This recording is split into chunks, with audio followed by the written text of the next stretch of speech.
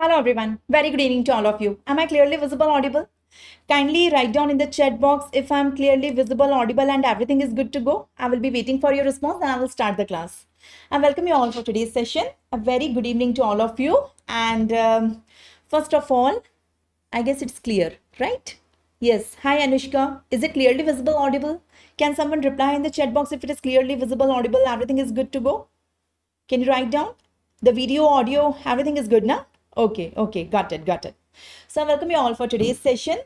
First of all, I'm really sorry for delaying the sessions for the 10 days. There was a medical emergency at my home and I want to thank you for your patience and support during this difficult time. Thank you so much. And from today, we will resume the classes with full energy, with full dedication, and we will complete the syllabus as soon as possible. The all four subjects of the third prof, right? So today's session is community medicine, PSM, and today we are going to continue a very important topic, that is epidemiology. This topic is really very important for your university exams as well as for the competitive exams. You get many MCQs. So we will continue epidemiology. Let me share my screen with you. Just a second. Give me a minute. Let me share my screen with you and we will continue. Okay. I guess you can see my screen also. Kindly respond again. You can clearly see the screen. Video quality is poor. Does everyone feel so? There is some problem in the video quality. Okay. So can we continue? Okay. So let's start. So I welcome you all for the third Prof Buster 1.0, in which we are going to cover all four subjects of the third Prof in 4 months. Okay. So today's session is community medicine, PSM, and today we are going to continue this topic, epidemiology. We have already started it. Okay.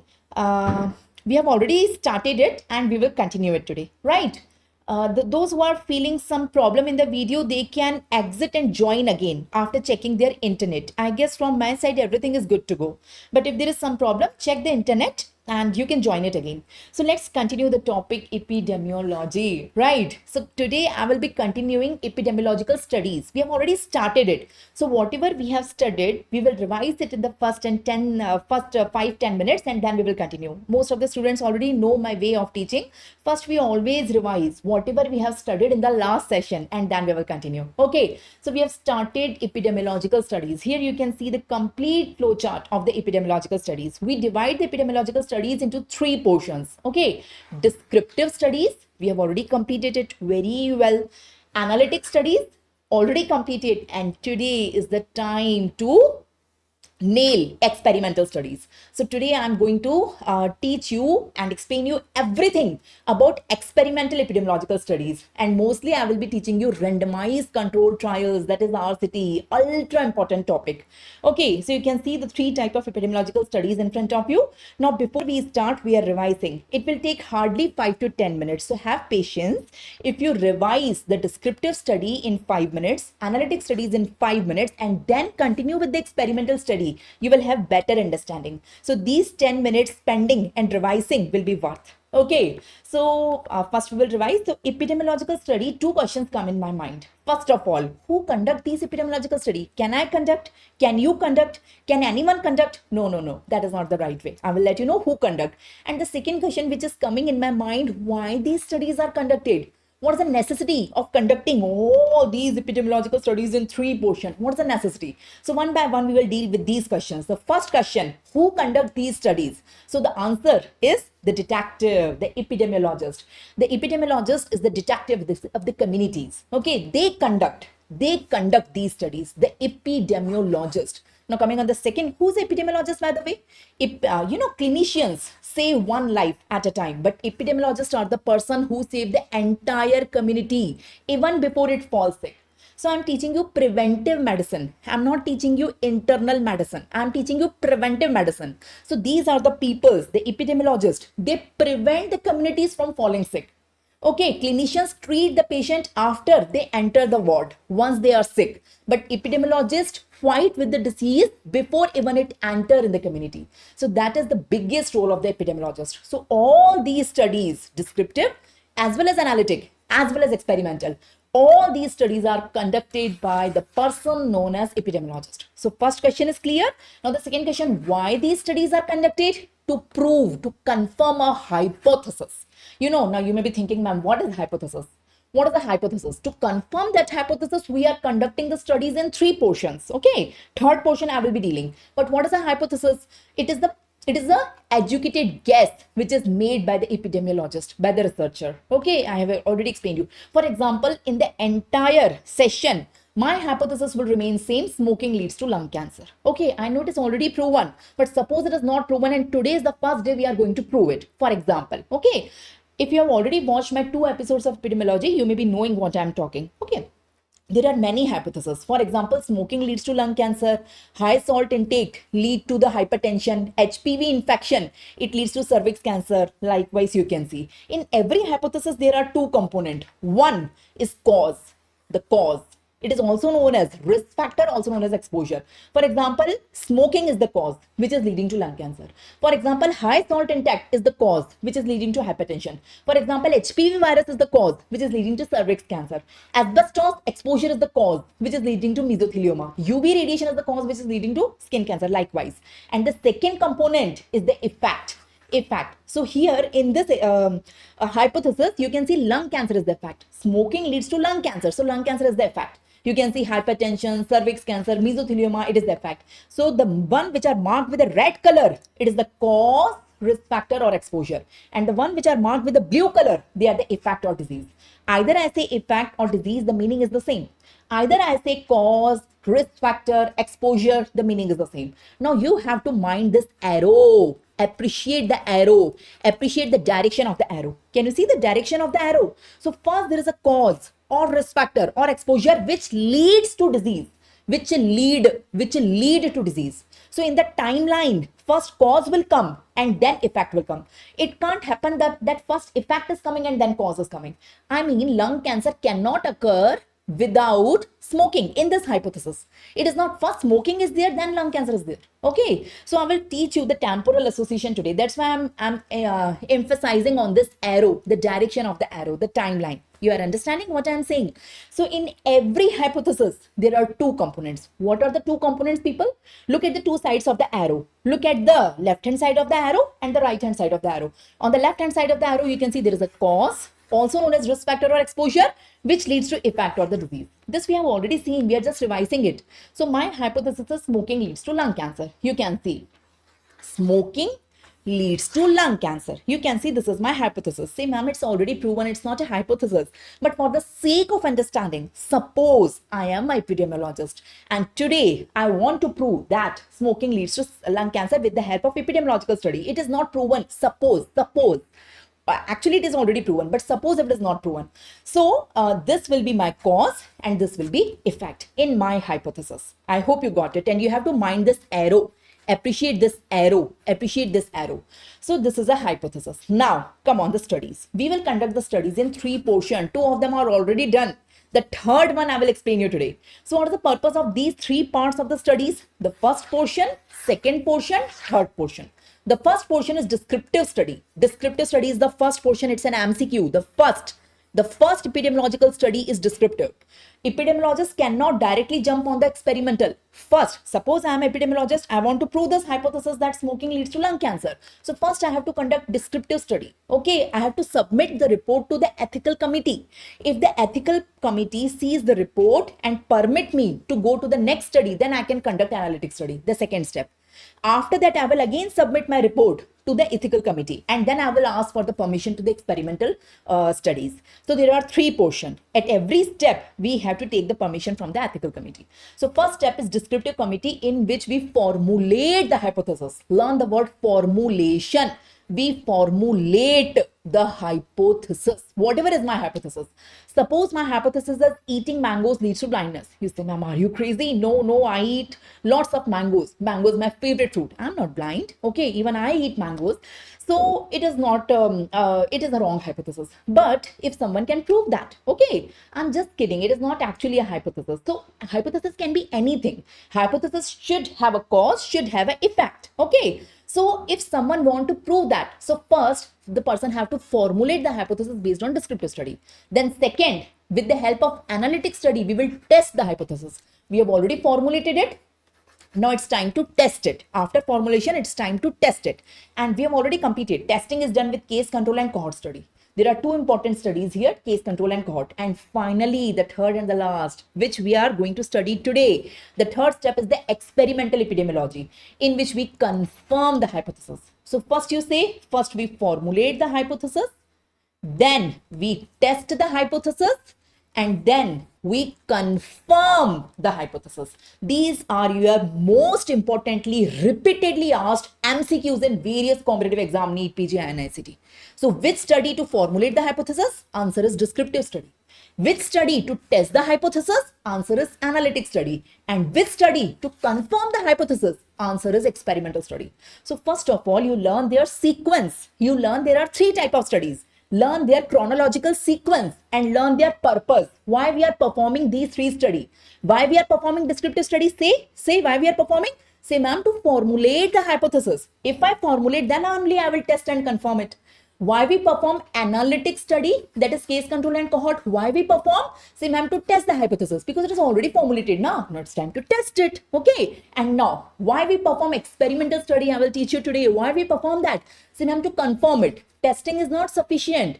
Once you have tested it and the results are in your favor of your hypothesis, you will be given permission by the ethical committee to confirm it. Okay, doing experiments on living organism is a big thing, people. Okay, we will do experiments now. Okay, on the living organism, maybe humans, maybe animals.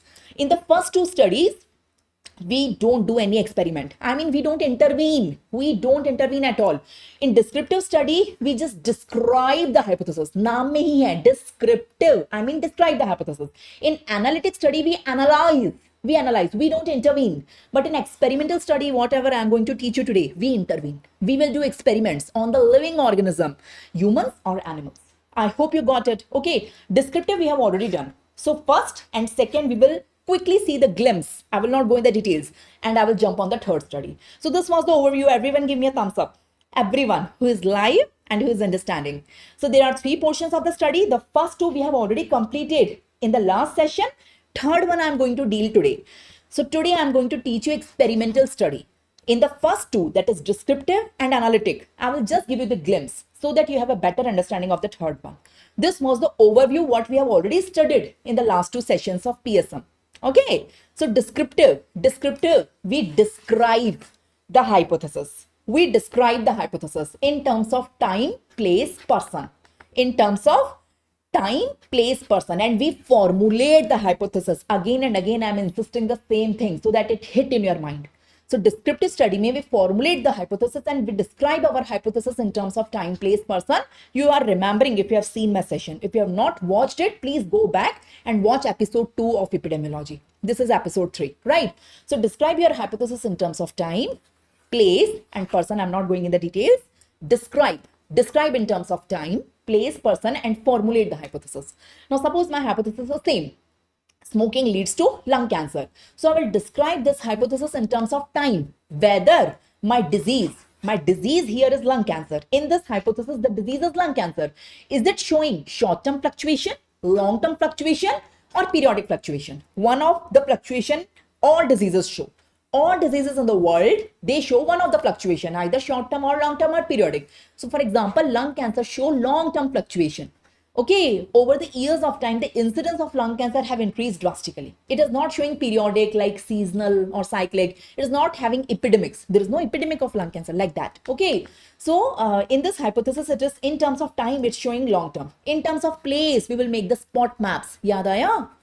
John Snow, spot maps, and we will see the clustering of the cases. Whatever is your population is Mumbai, Delhi, India, draw the map and see where are your cases and try to give a reason why there is clustering of cases over a reason, geographical reason in the spot map. That is in terms of place. And in terms of person, describe your disease. Lung cancer occurs in old age or young age or middle age. Does it occur in children? It occurs in married or unmarried. It occurs in Hindu, Muslims, like that, regional changes like that. So describe your disease in terms of person, in which age group, in which gender. Does it occur in males more or females more?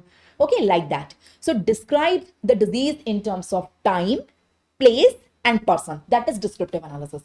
We have described the disease in terms of time, in terms of place, that is make the spot map, and in terms of person. So descriptive studies are over. If you want more details, watch episode 2. Okay, this was just a revision. Now the second study is analytic study. We have already completed it. The analytic study. We have already formulated the hypothesis. Now people, it's time to test it. Okay, we want to test our hypothesis. In analytic studies are of 4 types, but in our syllabus, the 2 important types are case control and cohort study. Case control and cohort. I have taught you both. So we will just see the glimpse and move on our today's topic, that is experimental quickly. So here, analytic study we want to test the hypothesis which is already formulated in the descriptive study. So we will test it with case control study and cohort study. 2 studies in our syllabus, case control and cohort. So hypothesis remains same for case control as well as cohort. I want to test this hypothesis. Does smoking actually leads to lung cancer, or it is by chance? There is an association between smoking and lung cancer. We have noticed the people who smoke, they have more tendency to develop the lung cancer. But this association actually exists, okay, biostatically, or it is by chance. It is by chance. So we want to test it. We want to test our hypothesis. For testing, we can test with case control as well as cohort. One by one, we will see. Okay. Case control. Who is a case? Who is control? Case is a person who is having the disease. Disease present. For example, lung cancer present. Control is the person in which disease is absent. Okay, the disease under study is absent. Mind my words. So this person don't have lung cancer. This person can have TB. This person can have another disease, but this person don't have lung cancer. So it can be my control. So the person who have disease under study, my disease under study is lung cancer. So the person who have disease under study is my case. And the person who do not have disease under study, but maybe having any other disease can be my control. Okay, you understood these 2 terminologies, who is exposed, who is not exposed, because these terminologies will be required in experimental studies also today. Who is exposed? The person in which risk factor is present, that is exposed, and the person in which risk factor is absent, that is unexposed. For example, in my hypothesis, the risk factor is smoking. So the smokers are exposed. Here smoking is present, here smoking is absent. So my risk factor is present, my risk factor is absent. So that is exposed and non-exposed. Now case control study, we take population and we take 100 cases, we take 100 control. 100% who have lung cancer, 100% who do not have lung cancer. Suppose this is my chamber, I'm sitting here, this is my office. There are 100 people who have lung cancer standing this side, sitting this side of me. And there are 100 people who do not have lung cancer. They are my control. They are sitting this side. Okay, so I'm having 100 cases in my office, 100 controls in my office. I am the epidemiologist. I will test my hypothesis. Okay, now I will call the cases one by one. And I will call the control one by one. I will ask them one question. Do you smoke in the past 10 years? Yes or no? Yes or no? So cases also, among the cases, I divide them into 2 groups. Yes, no. That is exposed and non-exposed. Among the controls also, I divide them in 2 groups, exposed, non-exposed. So totally from the sample, I'm dividing the sample into 4 portions. Okay, cases exposed, cases non-exposed, control non-exposed. So basically, I'm doing study today, 2025. 2025 it is going on. Okay, it's November 2025. We are in November now. And I'm taking the history of last 10 years. Last 10 years. So it is known as backward study. Okay, or retrospective study. Retrospective study or backward looking study, because I'm going in the past 10 years. I'm taking the history of the last 10 years. Okay, we are dividing them and we will do the analysis. I'm not going in the detail. We will calculate exposure rate and odd ratio. How to calculate exposure rate? Look at the formulas. We have done the numericals also. Look at the odd ratio, the cross product ratio. Look at the formula AD upon BC. And we have done numericals. If you have missed this session, please, you can't afford to do so. You have to watch the recording. Okay, this was about the case control. Now coming on cohort, just 2 minutes. Cohort. In cohort, we will do the reverse. Listen, this is my population. In cohort study, now cohort study, case control is done. Cohort study may, I will start with 100 smokers and 100 non-smokers. In contrast to case control, where the starting point was 100 cases and 100 control. Here I have taken the 100 people in which disease present and 100 people in which disease absent. And here I am starting with 100 people in which risk factor present and 100 people in which risk factor is absent. See the starting point, people. See the starting point. You will understand the difference well. So here, cohort study, I am starting with the risk factor. 100 people who smoke, very easy to find out nowadays. 100 people who have never smoked, difficult to find nowadays. Okay, so we have, this is my starting point. Okay, now I will call them. This is my office. I'm sitting here. There are 100 smokers standing this side. There are 100 non-smokers who have never smoked till date. They are standing this side. Okay, so I'm having my study cohort in my office. Okay, now what I will do, I will take their address, email, phone number, and all the ways to contact and let them go. I will follow them. I will call them every month. I will call them every month for the next 10 years. Next 10 years, every month, and ask them, do you have lung cancer? Do you have lung cancer? Do you have lung cancer? Like that. So after 10 years, among the smokers, some have lung cancer, some do not have. Among the non-smokers also, some have lung cancer, some do not have. So here also I'm dividing my sample into 4 portions. But see the starting point. So here I am starting my study in 2025 and I'm following them till 2035. After 10 years, I will take my decision. I will do the analysis. Got it? So this is a forward-looking study. I'm starting today and I will declare my results in 2035 after 10 years. Okay, so some of them will be smokers, some of them have lung cancer, some of do not have. Among the smoker, among the non-smokers also, some have lung cancer, some do not have. And here also we will do the analysis. We will calculate incidence rate, relative risk, and attributable risk. So you know the formula, I guess, of incidence rate, of relative risk, of attributable risk. This I have explained you very well. I'm not going in the detail. Again, it will be a replication of episode 2. So this was a revision. People, I know it took 15-20 minutes, but it was worth. So we have already completed descriptive studies. We have already completed analytic studies, that is case control and cohort. Okay, we have seen their methods as well as analysis. Now it's time to do experimental studies. Today's topic. Okay, everyone give me a thumbs up. You got it? So actually I'm starting the session now. It was a brief revision of the last 2 sessions. Okay, so last 2 sessions I taught you 5 hours, 2.5 hour, and we have just revised it in the last 20 minutes. It was worth. Okay, now we will start with the third portion of epidemiological study, that is experimental study. If I wish, I can start from this slide also. Okay, last 30-40 slides I can skip, but you don't have a better understanding in that case. So it was necessary, I think, according to me. So let's start the experimental epidemiology, the third and the last portion of epidemiological studies. This is my today's topic. Okay, we have already formulated the hypothesis in descriptive study. We have already tested it in analytic study via case control or cohort, one of them. And now it's time to confirm the hypothesis. We have already tested it and now we will confirm it. Okay, so we will do experimental epidemiology. Let's start it. Let's start experimental epidemiology. Learn the other name of experimental etiology, experimental epidemiology. Experimental epidemiology, also known as trial. These are trials in epidemiological study. What is a trial? What is the definition of trial? Trial is putting something to the test. Okay, we want to confirm our hypothesis now. Now it's time to confirmation. So we will put our hypothesis under test, and that is known as trial. So the other name of experimental epidemiology, you can write it here also. It is also known as trial. Learn the other name. Everyone is live. Give me thumbs up. So let's start experimental epidemiology. It is also known as trial. Trial means putting something to the test. Give me a better definition. This definition is very small. Give me a better definition of experimental epidemiology. The other name of experimental epidemiology is trial. We have already seen that. So here we will study either the treatment or the preventive measures. Okay, suppose there is a person, there is a group of person who is having certain disease. For example, say I'm having 100 cases of brain tumor patients. Okay, suppose I'm having 100 patients of brain tumor patient. These are 100 patients.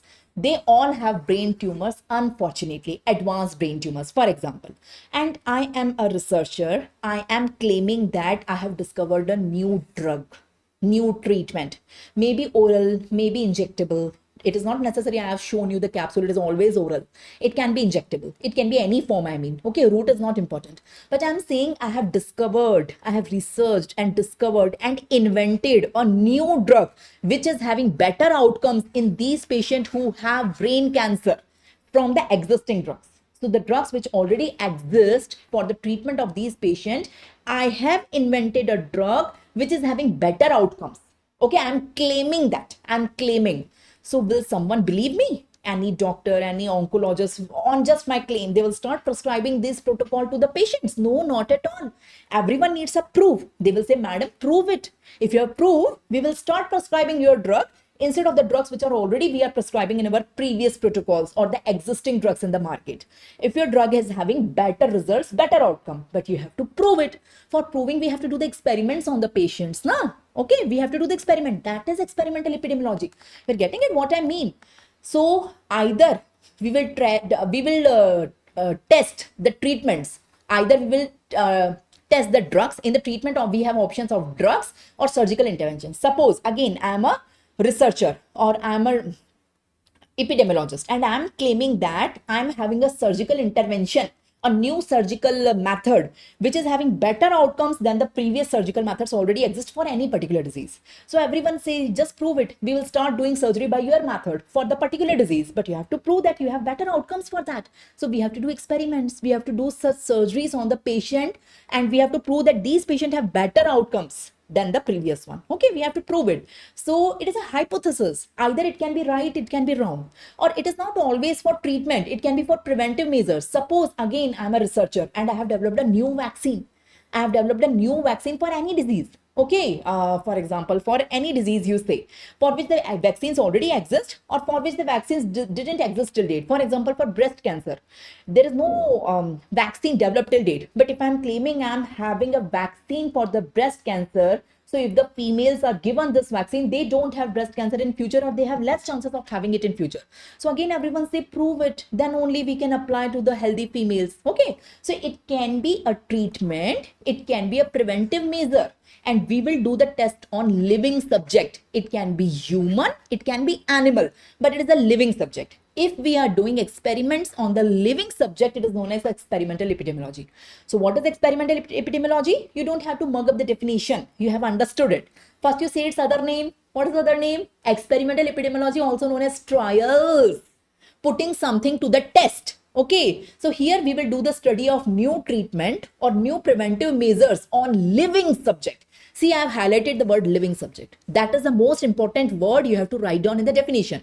So we are doing study on living subject. Okay, that is experimental epidemiology. Here we are intervening. Okay, here we are intervening. So that is experimental epidemiology. You cannot conduct this study unless and until the permission is granted by ethics committee. There is an ethics committee. So if you are an epidemiologist, you have to submit your report of descriptive study and analytic study and ask permission to conduct experimental study on the living subject. You cannot play with the lives of the people, of the patient, of the cases. No. Okay, if you have new drug, new vaccine, you cannot start applying it to the patients or healthy volunteers. No. It is against ethical morals. No, you cannot do that. Being a researcher, being an epidemiologist, you cannot do that. You have to take the permission of the ethics committee. If ethics committee will take the decision whether you are allowed to do the experiments on the patients, yes or no. So it will be the decision. If the ethics committee is not allowing, the study is terminated there only, and experimental study is not carried forward. Okay, if it carries more risk than benefit. So it is the members of the ethic committee, they will together decide whether the risk is more or benefit is more. And based on that, they take their decision and they will allow or do not allow to the epidemiologist to conduct the study. So this permission before the start of the study, this approval or permission is required. I hope you got it. So till now, I taught you only two things: the definition of experimental epidemiology, what is experimental epidemiology, and you have to take the permission before conducting it. Who will give the permission? Who will give the permission? People say it is the ethics committee of that particular geographical area. Various geographical area have various ethics committee. There is everywhere there is ethics committee. So ethics committee will give the permission. Now, what we are doing, this is the method. So till now we have seen the definition. We have to see who will give the approval or permission for conducting the study. And slide number 3, we are seeing the method, how to perform experimental study. You tell me how to perform. You take cases. You take cases, a sample of cases. Suppose, for example, I'm having 100 patient who is having brain carcinoma, brain tumor, advanced stage brain cancer. Okay, so I will divide them into two groups. Listen. I am the epidemiologist who is conducting experimental epidemiology. Step number 3 of epidemiological study. I am the epidemiologist, Dr. Priyanka Sachdev. I have already conducted descriptive studies. Okay, I have described my disease in terms of time, place, and person. Okay, I have already conducted analytic study. From case control and cohort, I have chosen one of them and I have done the analytics.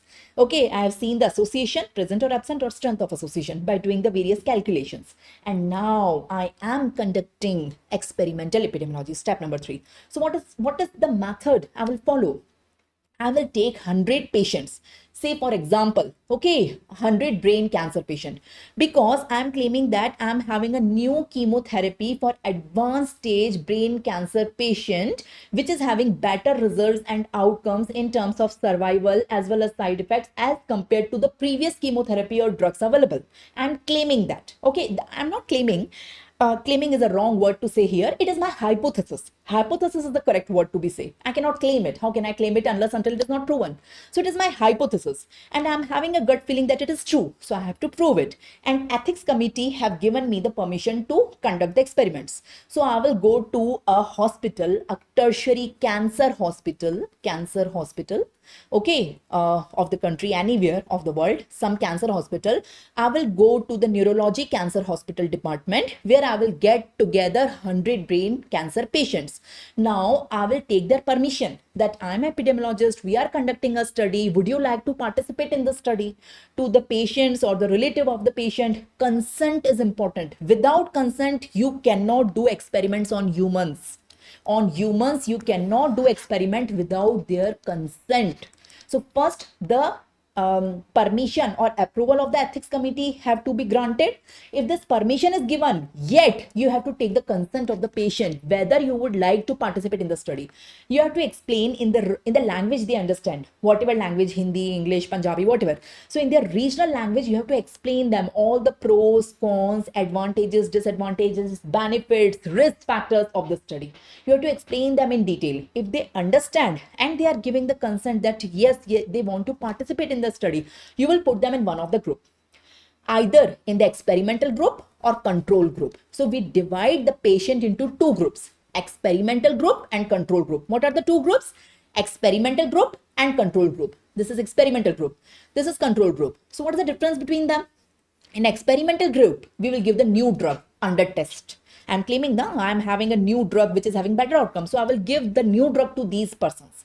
And in the control group, I will either give the placebo, okay, or I will give the pre-existing drug, which was till now it is used. Okay, so I will give one of them and then I will follow up. In the follow-up, we will see whether improvement is occurring, not occurring, improvement is occurring and not occurring, and then we will compare them. to decide whether the new drug under test is having better outcomes than the placebo versus the old drugs. So this is what we are doing. I'm repeating the method again. What I'm teaching you people today, what I'm teaching you, say, be interactive in the chat box. So I'm teaching you experimental epidemiology. I'm teaching you epidemiological study. The first part is done, second part is done. Today I'm teaching the third and the last part of epidemiological study, that is experimental epidemiology. So if I'm an epidemiologist and I want to conduct the third portion, first of all, I have to take the permission or approval of the ethics committee. For example, the regional ethics committee have given me the permission to conduct the study. So I will collect the cases for which the new drug, new preventive measure is there. If it is preventive measure, it will be not cases, it will be healthy volunteers only. So I will have my sample, which will be cases or patients. Okay, I will divide them into two groups. After their consent, I will take their consent. I will explain them about the study, everything. If they agree, they want to participate in the study, then only I will divide them into two groups. I mean, I will put them into one of the group. Okay, I will come on the point that who will decide that the person will go in which group. First, you learn the name of the groups. Okay, first you learn the name. What are the two names of the group?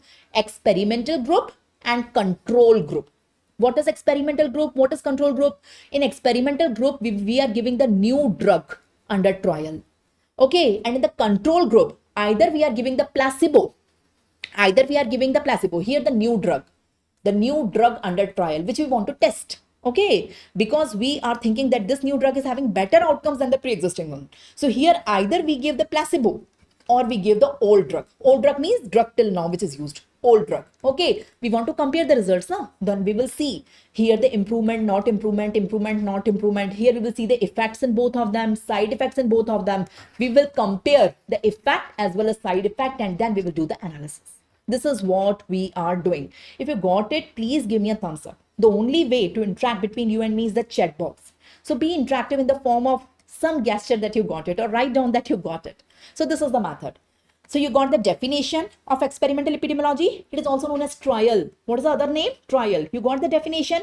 It is the experiments done on living subjects. Okay, to test a new drug, a treatment, or a prevention. And approval. Who gave the approval? Ethics committee. And this is the method. These are the steps. Okay, these are the steps. Everyone got it? So what we are doing? We are taking a group of patients, say 100 patients. 100 patients. For example, we are taking a group of 100 patients and we are dividing them into two groups. The experimental group, also known as treatment group, or control group. Okay, here we will give the new drug under study and here we will give placebo or the old drug. And then we will do follow-up here also, compare the effects and side effects. This is what you have to draw. Either draw like this or draw like this or draw the steps like this. Okay, now listen. For example, I'm having a new drug for the brain cancer, as I told you, brain carcinoma, advanced brain carcinoma. Unfortunately, these all 100 patients have brain carcinoma and they are agreed to enter in my study. Okay, they all agree to enter in my study. Okay, now this is brain. They all have brain carcinoma, advanced brain carcinoma, and this is the new drug we want to test. We are having the hypothesis it is having better result. So out of this 50 we will put in experimental group and also known as treatment group, and 50 we will put in control group. The 50 in experimental group, they will get the new drug which we are thinking it is having the better outcome, and the 50 in the control group, they will get placebo or the old drug. Okay, now the question is who will decide out of the 100 patients who will go in this group, who will go in this group. Okay, suppose. Okay, imagine out of these 100, if you are explaining them that you are epidemiologist, I am epidemiologist and I want to conduct this study. So everyone want to participate in the test group. No one want to participate in the control group. Obviously. Why? This person who already have advanced brain cancer, it's metastatic, for example, or advanced. So person is having a short life. Why the person will go in control group and take the placebo? No way, person will not take. Why? Everyone will think that maybe the new drug is like a magical drug and it will have a drastic effects, overall survival will improve and everything will improve. So everyone, all 100 want to enter in the experimental group. None of them want to enter in the control group. Obviously, common sense. Who will enter in the control group and take the placebos? Just for the sake of the community. We want to prove something. Why they will, stake their life for that? No, they will not. They will say we will give old medicine only, or we do not want to participate in the study being a control. being a control, having this drastic disease, we do not want to become control. These are already patients, people. They are having advanced cancer, suppose. They will not become control. Why they will become control? So who is going to decide? And from where we will get the control? Nobody volunteer to become a control. Knowingly, they will not want to become control. And this was one of the problem. And second problem, suppose I'm an epidemiologist, I'm a doctor, and out of these 100 patient, one of the patient is my relative, or one of the patient is my known person, and the person is saying that you are conducting this study, kindly put me in the experimental group, because so that is known as nepotism. You know what is nepotism. So we do not want to have nepotism. The person out of these 100 patients, they all have same cancer. Okay, they all have same cancer. It is advanced brain cancer, for example. So they all should have equal chance of testing the new drug. Okay, they all want to get tested, but we cannot test on all 100 because we need a group to compare. We need 50 control, but none of them want to become control. Okay, and the person who are having more influence, like the person who have more money, more political connection, or having the relation with the doctor, or the person who is doing the study, they will use their influence. Okay, maybe money influence or political influence, or maybe any influence. Okay, so this study should be out of influence. Okay, for having the better results. We do not want nepotism in the study. We want 50 patient, 50 control. Okay, we want. No one want to become control. Everyone want to become the experimental group. Okay, so that's why here we launch the concept of randomization. You must understand what is randomization. Okay, control group are the people who is asking, Rahmati Bibi. Control group are the people, they also have the same disease. All 100 people have brain cancer, advanced brain cancer. Okay, we divide them into two groups. Okay, who divide and how we divide, I'm coming on that. But we are dividing them into two groups. 50 of them are in experimental group, 50 of them are control group. The one in experimental group, they will be given the new drug under study, which we are claiming that is having better outcomes. Okay, and the 15 control group will be given placebo, or they will be given the old drugs only and the placebo. So no one want to enter in the control group. Everyone got it? Huh? Rahmat, you got it? Everyone got it? Give me a thumbs up. Say. So who is going to decide, and how we are going to decide? Two questions. Who is the person who is in charge of deciding? These all patient, 100 patient, all 100 patient, they are 100. Okay, they all have brain cancer. They all want to go in the experimental group, but we can't do that. Out of these 150, we will put in experimental, and 50 we will put in control group. So who is going to decide? Number one, and how we are going to do so? Okay, so we will not tell the patient in which group you are. Okay, we will just explain them the study. Okay, so here comes the role of randomized control trial. I'm starting RCT, people. Here I am starting RCT, Randomized Control Trial, the full form of RCT. What is the full form of RCT? Randomized Control Trial. One more thing, I always use 100, 100. It's not always 100. 100 is for your understanding, people. The study group can be as big as possible, as small as possible. Okay, larger is the sample size, more reliable is the study. Instead of 100, it can be 1000, it can be 10,000, it can be 1 lakh, it can be anything. For the sake of understanding, I always use 100 cases, 100 control, but it can be any number. Okay, I'm saying a group of patient. Instead of saying a group of patient, I'm using 100 patient for your understanding. Okay, but in your exam, you have to write down a group of patient. Among the group of patient, we are dividing them into two equal groups. Experimental group, control group, 50-50. Okay. But the problem is, who is going to decide? Everyone will say, no, I will go in experimental. I will go in experimental. I do not want to go in control. Please put me in the experimental. They will use their money. They will use their money, their political connections. They will use everything. They will try to make the connection with the doctor who is going to decide that I'm your relative. I'm like that. So we do not want the study under influence. And how we are going to do it without doing nepotism? How we are going? So here comes the role of randomization. And that is randomized control trial, RCT. Let me explain how we do. Okay, step by step we will do.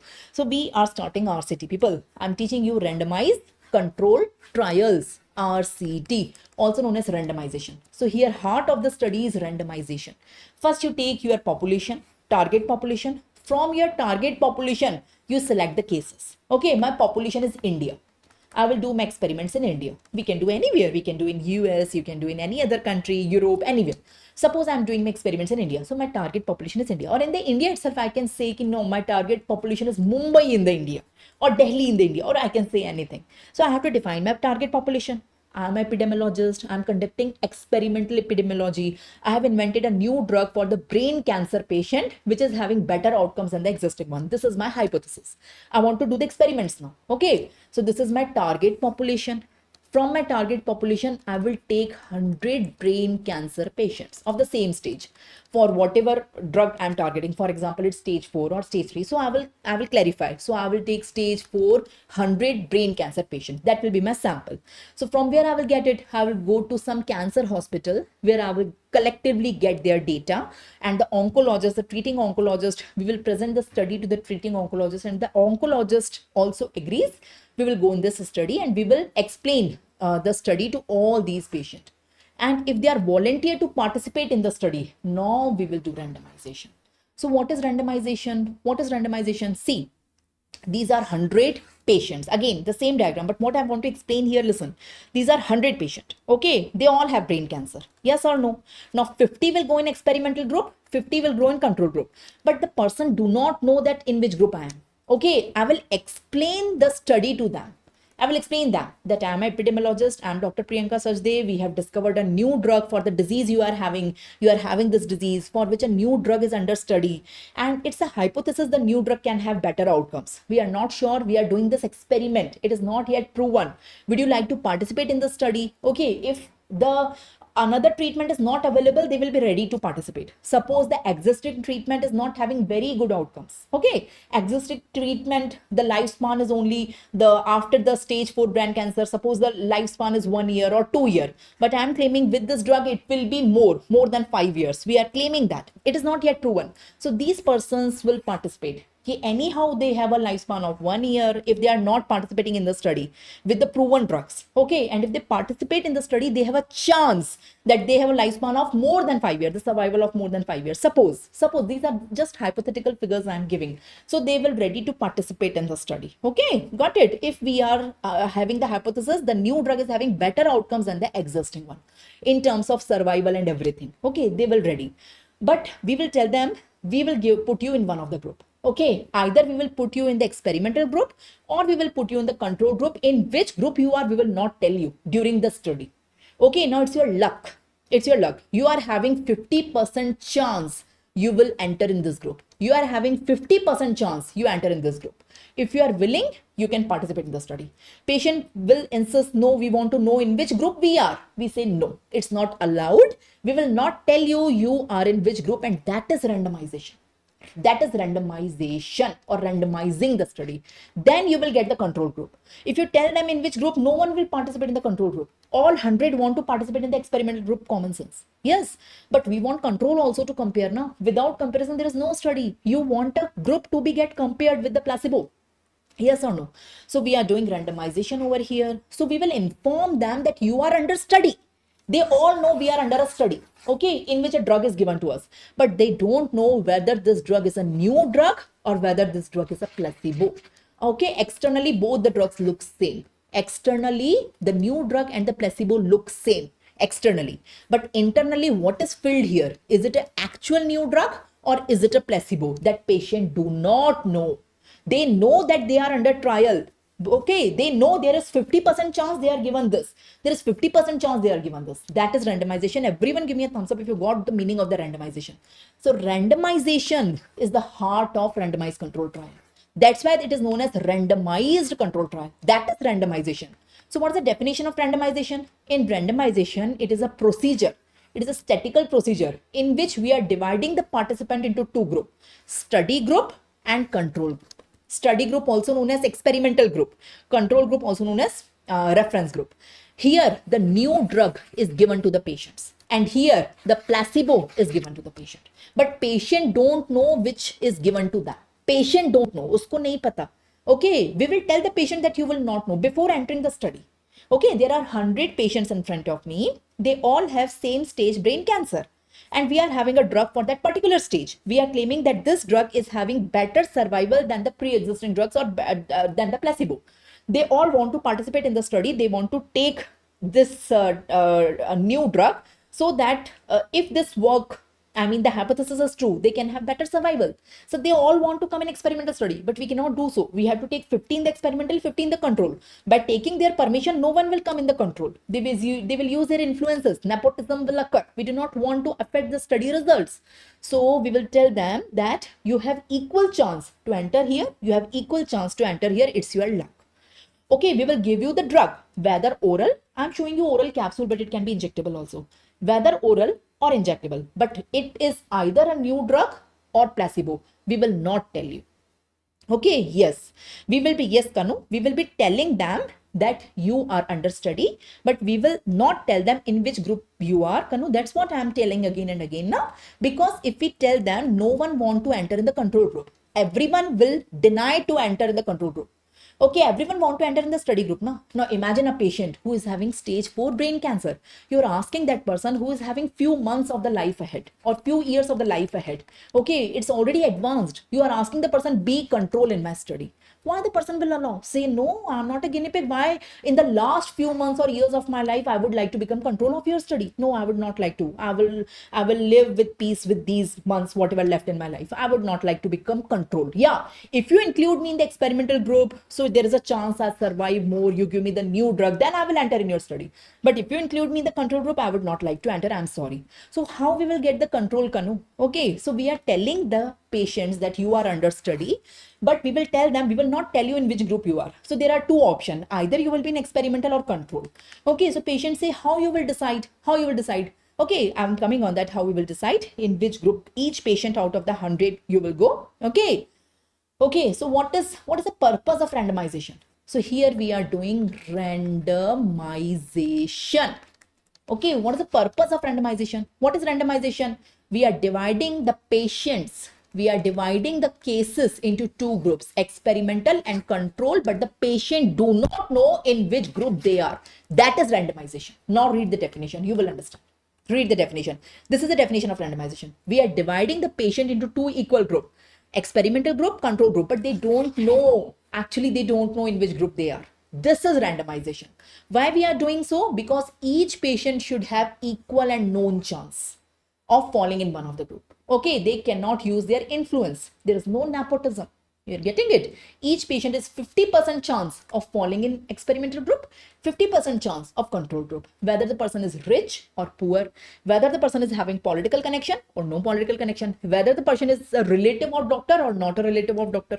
So whatever influences, it is not working here. Each patient is having equal and known chance of falling in one of the group, Each patient is having equal. So this is the first purpose. Everyone has same right to live, whether the person is rich or poor, whether person have any connections or not. Everyone have equal right to live. It is not the thing, the person who's having more money should be given preference. It is not like that. So we do not want our study to get affected by any influence. So that's why we are using this randomization. Okay, it is to eliminate the selection bias. If randomization is not there, selection bias is always there. We prefer the patient, I mean anyone, not we, anyone, the person who have more money, because they will use the influence of money and connection. So elimination, we are eliminating the selection bias, and here like can be compared with the like. So there are three purposes of randomization. Okay. No, smoking causes lung cancer, Sumanna. This we cannot use in RCT, because here in RCT we test a new drug or new vaccine under trial. So in experimental study, we always test a new drug for treatment or a new vaccine for prevention, which is we are having better outcomes. We think in the hypothesis it is having better outcomes than the pre-existing one, or the drug or the vaccine do not exist for that disease. So smoking leads to lung cancer. We are not testing here in experimental study. We are taking a new drug for any of the cancer, especially it is used for the stage 4 cancers, where patients are ready to participate because very good drugs are already not available in the market, or any disease for which treatment is not available. It is not only cancer, it can be any disease for which good treatments are not available, or treatment is not available at all. And we are saying that we are having a treatment, a drug, or anything which is having good survival rates, good outcomes. Okay, so patients will participate. Okay, so this is the purpose of randomization. What is the purpose of randomization? Each person have equal and known chance. Equal and known. What is known? Known matlab 50% chance. Each person is having equal and known chance to fall in one of the group. either experimental group or control group. This is the purpose of randomization. Okay, so each person is having equal and known chance of falling in one of the group, either experimental group and control group. So each patient out of the 100 patient, all of them know that there is 50% chance I will fall here, or there is 50% chance I will fall here. Out of these 100, some may be rich, some may be poor, some have political connections, some do not have, some have relatives of the doctor, some are not. But everyone have equal chance. Everyone have 50% chance they will fall here and 50% chance they fall here. So we are eliminating the selection bias. I hope you are getting it. Okay. So what are the methods of randomization? Till now, you got the definition and the purpose of randomization. This is the definition of randomization. RCT, Randomized Control Trial. This is a definition in which we are dividing the patient into two groups, experimental group, control group, but the patient do not know in which group they are. That is the definition. What is the purpose? The purpose is each person is having equal and known chance of falling in one of the group. That is the purpose. So definition is done. Purpose is done. Now methods. What are the methods of randomization? You tell me what are the methods of randomization. You are getting it? There are three methods. Whether the person is falling in experimental group or whether the person is falling in control group. Okay, 50% chance falling here, 50% chance falling here. But how we will do? Suppose I am the epidemiologist. There are 100 brain cancer stage 4 patients sitting in front of me. They all want to participate in my study, even knowing that they will not be known that in which group they will fall. Still, after that, they want to participate in my study because they know there is 50% chance, brighter chance that I will put them in experimental group. And this 50% chance I will keep them in control group. But how I will decide after calling one by one in which group they are? So there are three methods. Number one, lottery. The first method is lottery. I will ask them to take the chit. On the chit, either experiment or control, one of them is given. There are two chits inside the container. They will pick their chit by own. Okay, I will ask the patient to take one of the chit, whatever you want. Okay, so chit system, lottery system. Okay, patients select their chance by their own. In which 50% they are falling. They will select by themselves or their relative can select. So this is the chit system, lottery system. This is the chit or lottery system. I hope you got it, people. Huh? Chit or lottery system. Second, we are having certain random number tables. Random number tables. Based on these tables, we decide. I mean, I'm calling the first patient. First patient will fall here. Second will fall here. Third will fall here. And based on these random number tables, it is complicated method, but we decide whether the person will go in the experimental group or control group. Actually, we don't decide. Based on this random, these are random numbers. Every time there is 50% chance they will fall here and 50% chance they will fall here. Or the third, there are certain software, algorithm, softwares, whatever you say, inside the computer. Again, they are software or algorithms are like 50-50 chance. So we put the details of the patient, my patient name, age, address, whatever, all the details. And the software or the algorithm inside the computer will decide in which group we are putting that patient. So it is not in my hand. Okay, I am the epidemiologist. I am the head of the study. Still, I can't decide this person will go here or here. Even this person is my relative. Even this person is putting me political pressure or money pressure, whatever. I can't decide you can go in this group or you can go in this group. I will say you select your lottery. Okay, there is 50% chance you select the chit of experimental. There is 50% chance there is a chit of control. Or we will use random tables, random number tables. Or it is the computer algorithm software. Okay, computer G will decide. There is 50-50 chance that in which group you will go. So it is not in my hand. Okay, even if I wish that this particular person should go in experimental group because I know this person, okay, emotionally or relative, anyhow, or maybe a friend, but even I can't do so. Okay, so one of the method. Among the three methods, the best method is random number tables. This is the best method. There is always 50-50% chance here in the random number tables. Everyone got it? Everyone got it? So these are the three methods. What are the three methods of randomization, people? Lottery system, random number tables, and computer algorithms or softwares. Okay, these are the three methods. It is not in my hand. Okay, even my relative is sitting, I cannot put in experimental group. No, my friend is sitting, I cannot do so. It is one of the three systems. Okay, because our study should be uninfluenced. It should not be a part of nepotism. Okay, then only we can give unbiased results. We want our study results to be applicable on the whole world, whole planet. It should not be under influence of anything. Okay, so we do not want any bias. I will come on bias also. So that is the methods of randomization. So till now, I told you the definition of randomization. You know that? What is the definition of randomization? I'm teaching you randomization. Randomization. Okay, also known as randomized control trial, RCT. Actually, people, I'm teaching you experimental epidemiology. There are three portions in epidemiology. Okay, descriptive is done, analytic is done. Today I'm teaching you experimental. In experimental epidemiology, the best experimental epidemiology is randomization. Okay, so what is the definition of randomization? I already taught you. What is the purpose of randomization? I already taught you. What are the steps or method? I already taught you. Okay, so definition, we divide the cases or patients, whatever you say, into two groups. Okay, experimental group, control group. Experimental group are the people who get the new drug under trial. Okay, and the control group, they get the placebo. Okay, you know the definition. Purpose is each patient have equal chance, equal and known. That is 50%. Each patient have equal and known chance that they will fall in one of the group. There should be no nepotism. Okay, and methods, there are three methods. For doing randomization, we can use lottery method, we can use random tables, random number tables, that is the best method, and we can use computer algorithms. So these are the three methods. So definition is done, purpose is done, method is done, not types. There are two types of randomization. So coming on the types now. So the fourth thing, definition done, purpose done, methods done. Now coming types, please learn it. Coming on the types, there are two types of randomization. What are the two types of randomization? Concurrent parallel design and crossover design. Parallel and crossover. I will explain. Parallel and crossover. Have you watched a movie? The name of the movie I don't know, but the movie is on trastuzumab. Trastuzumab.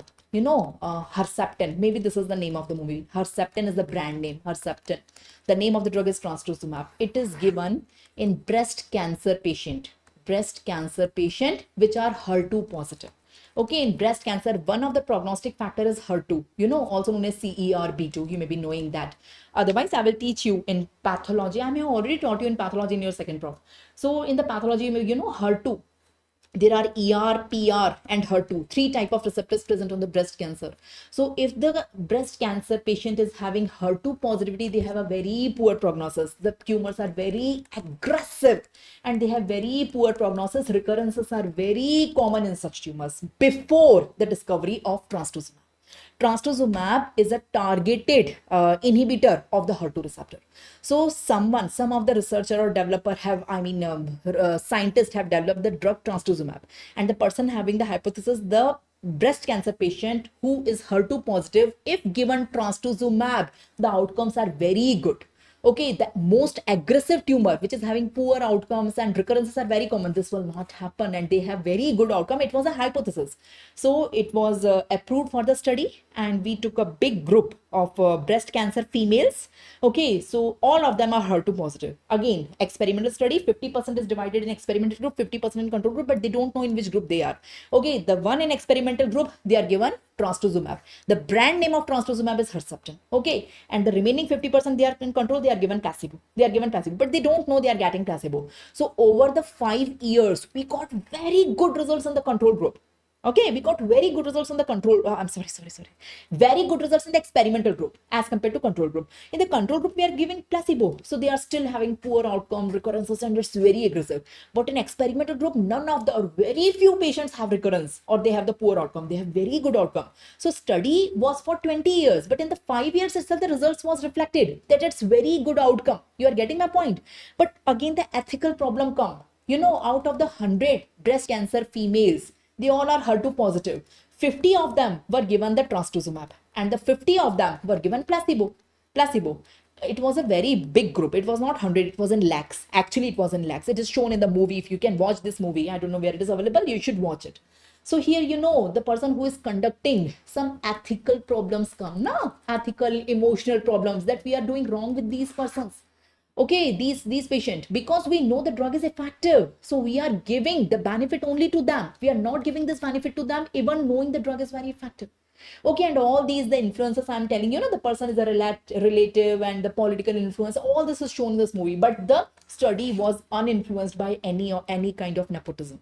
So it is shown in this movie, you should watch it. Anyways, So that's why we took the decision we should have two type of RCT, parallel and crossover. Let me explain. These are the two types. This is parallel. You can appreciate the parallel. And this is crossover. This is crossover. One by one, I will explain. Let's start with the parallel. Concurrent parallel design of RCT. Okay, concurrent parallel design of RCT. Here we will divide the patients into two groups, experimental and control. That's it. The one which are in experimental, they will always remain in experimental. The one which are in control, they will always remain in control. The one which are in experimental, they will be given the new drug. And the one which are in control, they will be given placebo. And we will compare the outcomes on that. Okay, we will confirm. Now, we don't know whether the new drug is effective. Maybe the new drug is very effective like trastuzumab. So before the end point of the study, before half of it, we know the outcomes are very good and we end the study, means the study keep on continuing. But we take the results beforehand only because they are drastic good outcomes sometimes. But sometimes the new drug can cause even death. They can cause severe side effect. They can cause anything. They can cause paralysis. We don't know. Okay. So the one which are in experiment, they will remain in experimental group forever. Okay. And the one which are in control, they will remain in control. So this is parallel design. But as I told you, the study of trastuzumab, Herceptin, in case of breast cancer. So here ethical problems occur now. Why the other 50 females who are in the control group, they have the equal right of life now. They should be given the benefit if it is proven. So we will do crossover. Initially, the one which are in experimental, they will shift to control group. And the one which are in control group, they will be shifted to experimental group to avoid the ethical problem. To avoid. So initially we are giving the test drug, the new drug, the test drug over here, and we are giving placebo to them. Okay, the one which are getting placebo will be given the test drug later on, and the one which are getting the test drug will be given placebo later on. So this is crossover design. So initially again we are dividing the two groups, experimental and control, but there is crossover. There is crossover. The one which are in experimental, they will be shifted to control. The one which are in control, they will be shifted to experimental to remove the ethical problem if in the middle of the study it is proven that the new drug is effective. So we will not wait till end point. If we wait till end point, now the remaining 50% females will die of this. So here in the Herceptin also, we took a decision after 5 years that we will do the crossover. Okay, without telling the patient. Patient do not know in which study group they are. Okay, for the first 5 years who got the trastuzumab, they will be given placebo now. For the first 5 years which got the placebo, they will be given the trastuzumab now to avoid the ethical problem. Okay, yes. So this is the name of the movie, Living Proof, maybe. Okay, chalo, can we go ahead? Okay. Ma'am, in this study, we know the results before. No, we don't know the results. How we know the results before conducting the study, Kanu? We will come to know the results in the middle of the study. Suppose my study time is 20 years, 10 years. But in the 5 years only, I see a drastic change in the result, which is in the favor of positive side. So we can do the crossover. Okay, again, we have to take the permission from the ethical committee. So there are two designs, parallel and crossover. In parallel, the one which is experimental will remain in experimental. The one in control will remain in control. Okay, forever. But in crossover, initially the experimental one will be shifted to control. The control one will be shifted to experimental. We will do crossover in the middle of the study. Okay, everyone got it? Huh? So we are having some MCQs for you. We are done with RCT. I already explained you what is RCT. Whether you get a question on RCT or whether you get the question on randomization, you have to write down its definition. You have to write down its purpose. You have to write down the steps in the form of the flowchart. Okay, you have to write down the methods and you can write down its types. Everyone knows it? Everyone give me a thumbs up. So what is the definition of randomization? We divide the cases into two groups, experimental and control, but person do not know in which group they are. Person do not know in which group they are. That is the definition. Purpose, each patient have known and equal chance, okay, of falling in one of the group. That is avoiding bias, avoiding selection bias or avoiding nepotism. Okay, steps, you know the complete flowchart. Take population, take cases, do the exclusion, divide them in two groups, compare the results. Methods, there are three methods: lottery method, random table method, and computer algorithms. The best is random table method. Types, there are two types: parallel, concurrent parallel, and crossover. And you know, okay, chalo. So we will go on the questions. Let me see if I can launch the polls. I don't know. Let's try. So the first question is in front of you. You can see the question. You are having 15 seconds to answer it. Read the question. I guess you can see the poll in front of you. Let's try, what is the purpose of randomization? The question is regarding the purpose of randomization. So what is the purpose of randomization? To equalize the effect of extraneous variables, thus guarding against bias. Or to allow interferential statistics to be used, to guard against placebo effects, or to guard against the ethical problem. So what's the correct answer? Most of you are wrong. It is not for ethical problem. We are not doing randomization for ethical problem. We are doing randomization to avoid the selection bias. That is the purpose. I told you, to avoid selection bias or nepotism, whatever you say. Selection bias should not be there. To avoid the extraneous variables like the money people having, the political influences people having. We do not want these factors to affect the study. We are guarding the selection bias. So correct answer is A, not D. Most of you opted for D. I don't know why. So correct answer is A, not D. Okay. One more question I'm having for you. See the question. I'm launching the poll and you are having 15 seconds to answer it.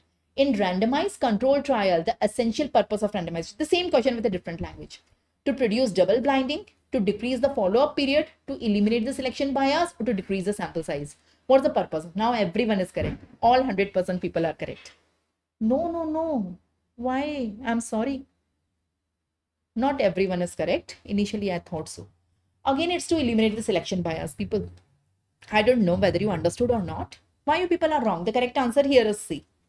Okay, the correct answer here is C. Okay, so to eliminate the selection bias, that is the biggest purpose of randomized control trial randomization, so that each patient is having equal and known chance of falling in one of the group. That is to avoid the selection bias. Now, in this session, we are done with experimental study. Okay, so studies are over. Epidemiological studies are over. They are over. I taught you the 3 types of studies. The descriptive studies were covered in the last session. Analytic studies also covered in the last session. And today I covered experimental study, RCT also. The poll appearing before the question. There is some, technical issue. I will fix it. Anyways, so this is also done. Now, in this session, I will teach you last 2 things. In this session, the big things, very important. After the experimental studies are over, if you have any confusion, doubt, you can text, you can write here. Okay, we are done with all the epidemiological studies. Okay, I hope you got it. So descriptive study, we formulate the hypothesis. Analytic study, we test the hypothesis. And experimental study, that is RCT, randomized control trial, we confirm the hypothesis by doing the experiments, by intervening. So we are done with the studies. Now, 2 more things I would like to address in this session: bias and confounding factor. So let's start with bias. What is bias? Can I start bias? So I will teach you bias. What is bias? What are the, first you tell me the definition of bias, then you tell me the types of bias, and then you tell me the methods to eliminate the bias. How to eliminate the bias? These 3 things. The same 3 things we will see for confounding factors. Okay, first bias. Okay, first bias. Here's the poll. There is some technical issue. Instead of launching the poll, I will put the question as it is. You can write down the answer in the comment box from next question onward, next MCQ onward. Currently focus here. I'm teaching you bias. Can I start bias? Let's start bias. What is bias? Bias is error in our study. We have conducted studies. The studies are over, people. We are done. We are done with the studies. Descriptive study, analytic study, and experimental study, also known as RCTs. We are done. I have explained you very well each and everything of all the studies. Now you want, suppose I am an epidemiologist and I am conducting the study. I have done experimentals, I have done descriptive study, analytic study, experimental study. I have done all of them. Do I want any error in my study? No, nobody wants error in the study. But knowingly or unknowingly, some errors happen. Some systemic errors happen in our studies, epidemiological study, the 3 types of study. Error can happen at any level. This is known as bias. So the other name of bias is error. Learn. So what is the other name of bias? What is bias? Bias is a systemic error. Systemic error in epidemiological studies. You now understand what is epidemiological study I'm expecting. You know what is epidemiological study. So in the epidemiological study, if any systemic error is occurring, it is known as bias. Learn the definition of bias. Bias is some error, knowingly or unknowingly. Some error. Error in the study is known as bias. So learn the definition of bias. Bias is equivalent to error, systemic error in our study, any study. Case control, cohort, analytic, descriptive, experimental, RCT, any study. If there is some systemic error, it is known as bias. So what are the types of bias? Definition is done. Definition, you simply learn error. You can frame it, but learn for simplicity, it's error. Okay. What are the type of bias? There are two type of bias. Selection bias, information bias. Selection bias is also of 4 type. Information bias is also of 4 types. So total 8 types of bias. You can see. So this is bias. Okay. You can see selection bias, 4 types. Information bias, 4 type. Total 8 type we have to learn. First, you learn the definition of bias. What is a bias? It's a systemic error in our studies, experimental studies. Or not only experimental, especially experimental, but it can be in any epidemiological study. Okay. Now, what are the types of bias? There are 2 types of bias. Selection bias, information bias. One by one we will take. So first come on selection bias. Each of them is 4 type. So 4 types of selection bias, 4 types of information bias, total 8 type of bias. Okay. So what are the 4 types of selection bias? What are the 4 types of selection bias? It is, first you come, what is selection bias? So obviously the name indicates it is an error in selection of cases, control. There is an error in selection. There is an error in procedure to use the select the subject. So it's an error. We are doing some mistake in selection. We are doing some mistake. So from the total population, we are taking our sample. If there is some error in this process, the complete study goes wrong. Okay, the complete study is dependent on this sample. We are considering this sample to represent the whole universe, not the whole universe, you can say the whole planet, at least where we are having the human beings. Okay, so we are considering this sample, it's a representative sample of the complete earth, complete planet, yes or no? So it should be very wisely selected. If any error is occurring in selecting the patients or selecting the sample, so the complete study will go wrong. I hope you are getting it. So what is selection bias?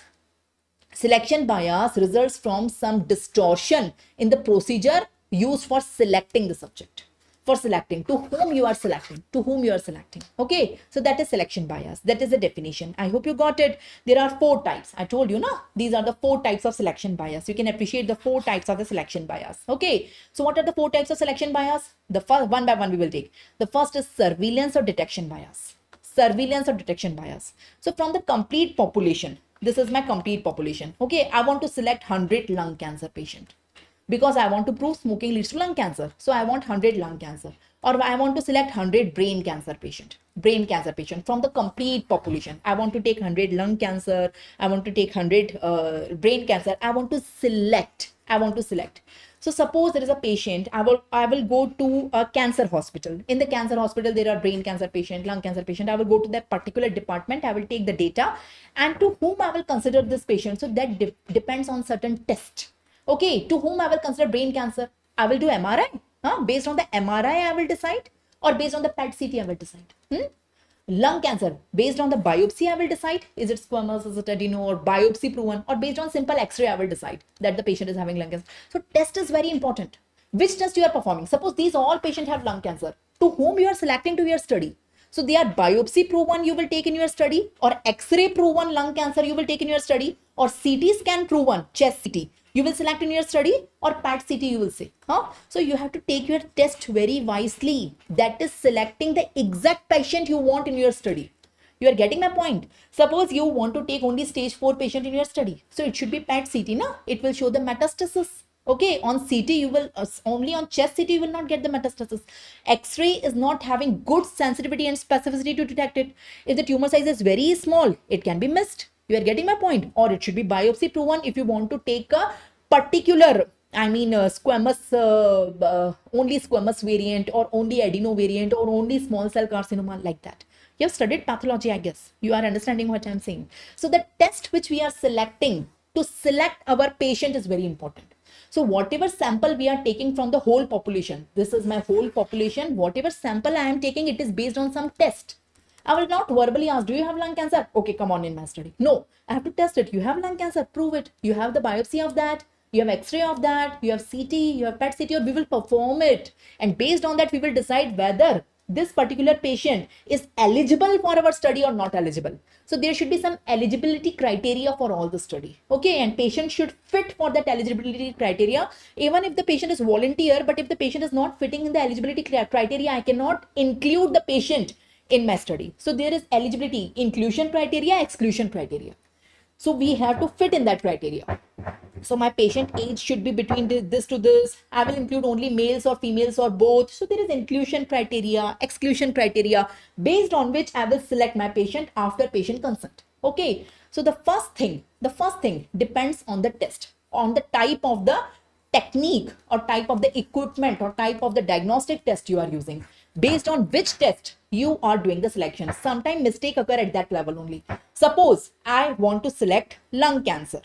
100 lung cancer patient, and I'm selecting the test simply X-ray. So sometimes the X-ray is showing a lesion in one of the lung, but it is not carcinoma, but it looks like carcinoma. So I have included one of the patient in my study who don't have lung carcinoma, but it is looking like lung carcinoma. It is having some other disease. So my test is not very reliable now. So the first bias, selection bias, can be due to the diagnostic technique. Various diagnostic technique we are using, whether pathological technique, whether radiological technique, microbiology technique, whatever test you are using to include the patient in your study, that should be reliable. That should have a good sensitivity, good specificity to detect that particular disease under study. Okay, so that is surveillance or detection bias. Surveillance, the first step, the mistake can happen at that. So your test should have a good sensitivity and specificity. You should choose a CT scan or biopsy proven. It should not be X-ray proven lung cancer. X-ray is not having good sensitivity specificity in this case, in this particular scenario, I mean.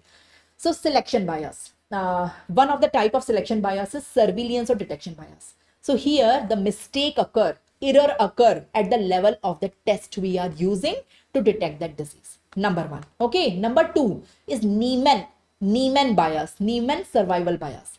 This was surveillance or detection bias. Okay. Their names are very peculiar.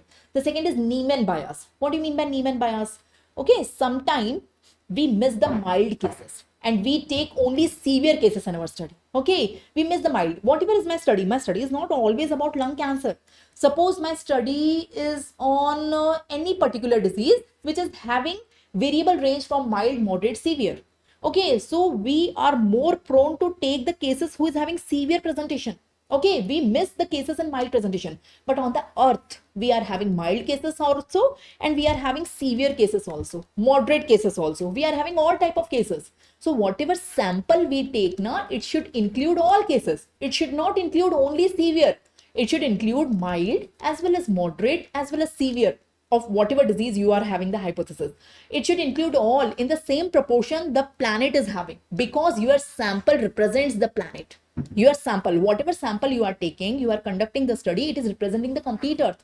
Your results will be published, okay, and it will be applied throughout the earth. You are a researcher, okay. Suppose I am a researcher, I am doing research on certain hypothesis.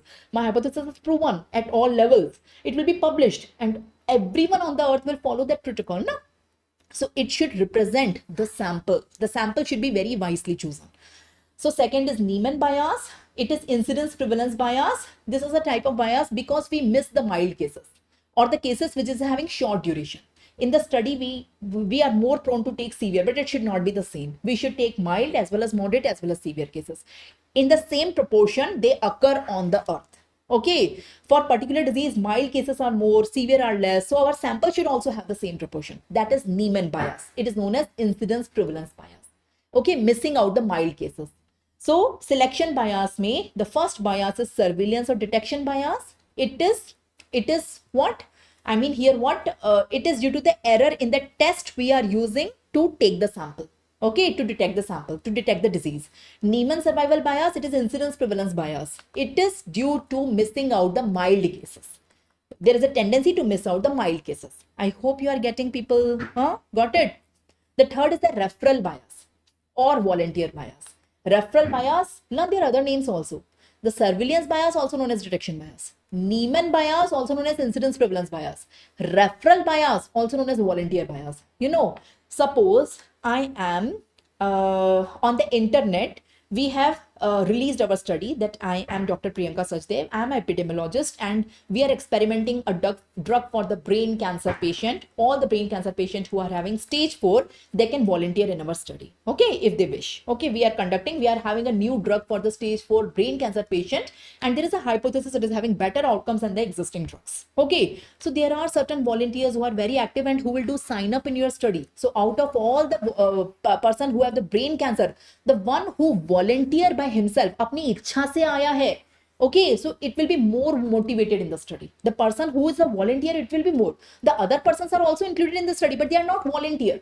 Okay, I have explained them and consoled them.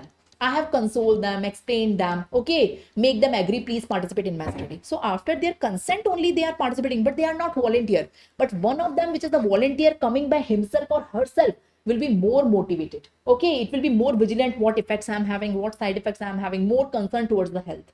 Okay, so that is known as volunteer bias. Okay, it occurs due to the people who volunteer to be a participant in the study or who are referred by some doctor or someone. Okay, they are more motivated about their health. So they will tell you the effect and side effect more detailed and exact as compared to the other one who are not very much interested in the study. So that is referral or volunteer bias. People keep on giving the thumbs up. You are getting it. The fourth is the Baxonian bias. First was surveillance bias. Second is Niemann bias. Third is referral bias. The fourth is the Baxonian bias. What is Baxonian bias? From where we are getting the patient, from where we are getting the sample. Suppose in my study, I need 100 brain cancer patient who are having stage 4 brain cancer. So from where we can get? The best way to get them, go to a cancer hospital. In a cancer hospital, you will get their data and you can call up them and you can explain the study. If they are willing, they can participate.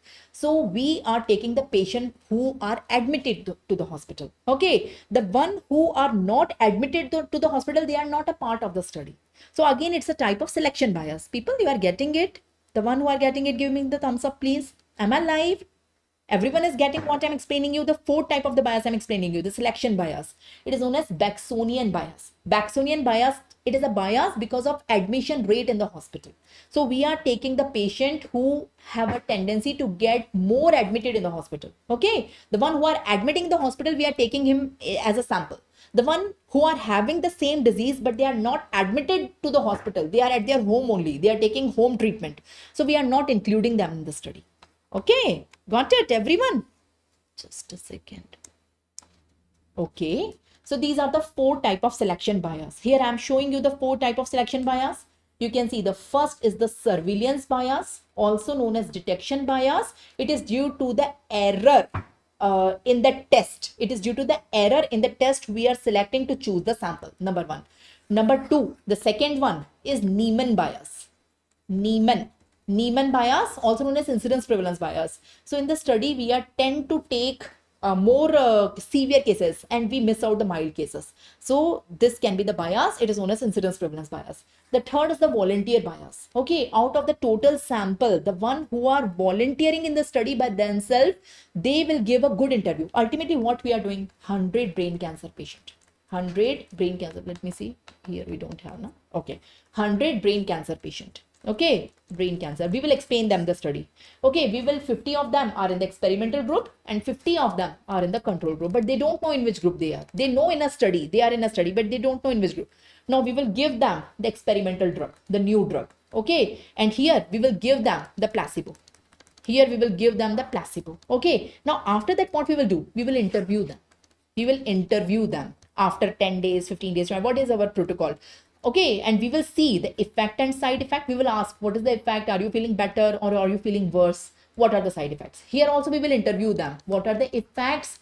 What are the side effects? We will interview them as well as can measure the effects and side effects with certain tests. Okay, so the one, suppose in the experimental group, one of the person comes volunteer.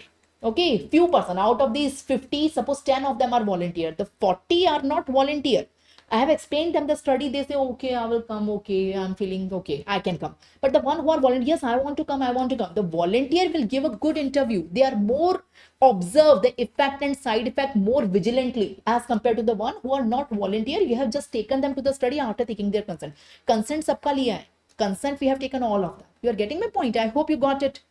The one who was asking for this type of bias, volunteer bias, also known as referral bias. Okay, and the last one is Baxonian. It is due to hospital admission. So from where we are getting 100 brain cancer patient, we are taking the patient who are admitted to the hospital. Maybe there are many brain cancer patients on the earth who don't even go to the hospital, who don't even go take the treatment, who don't afford it, or who don't understand it, who are not aware of it.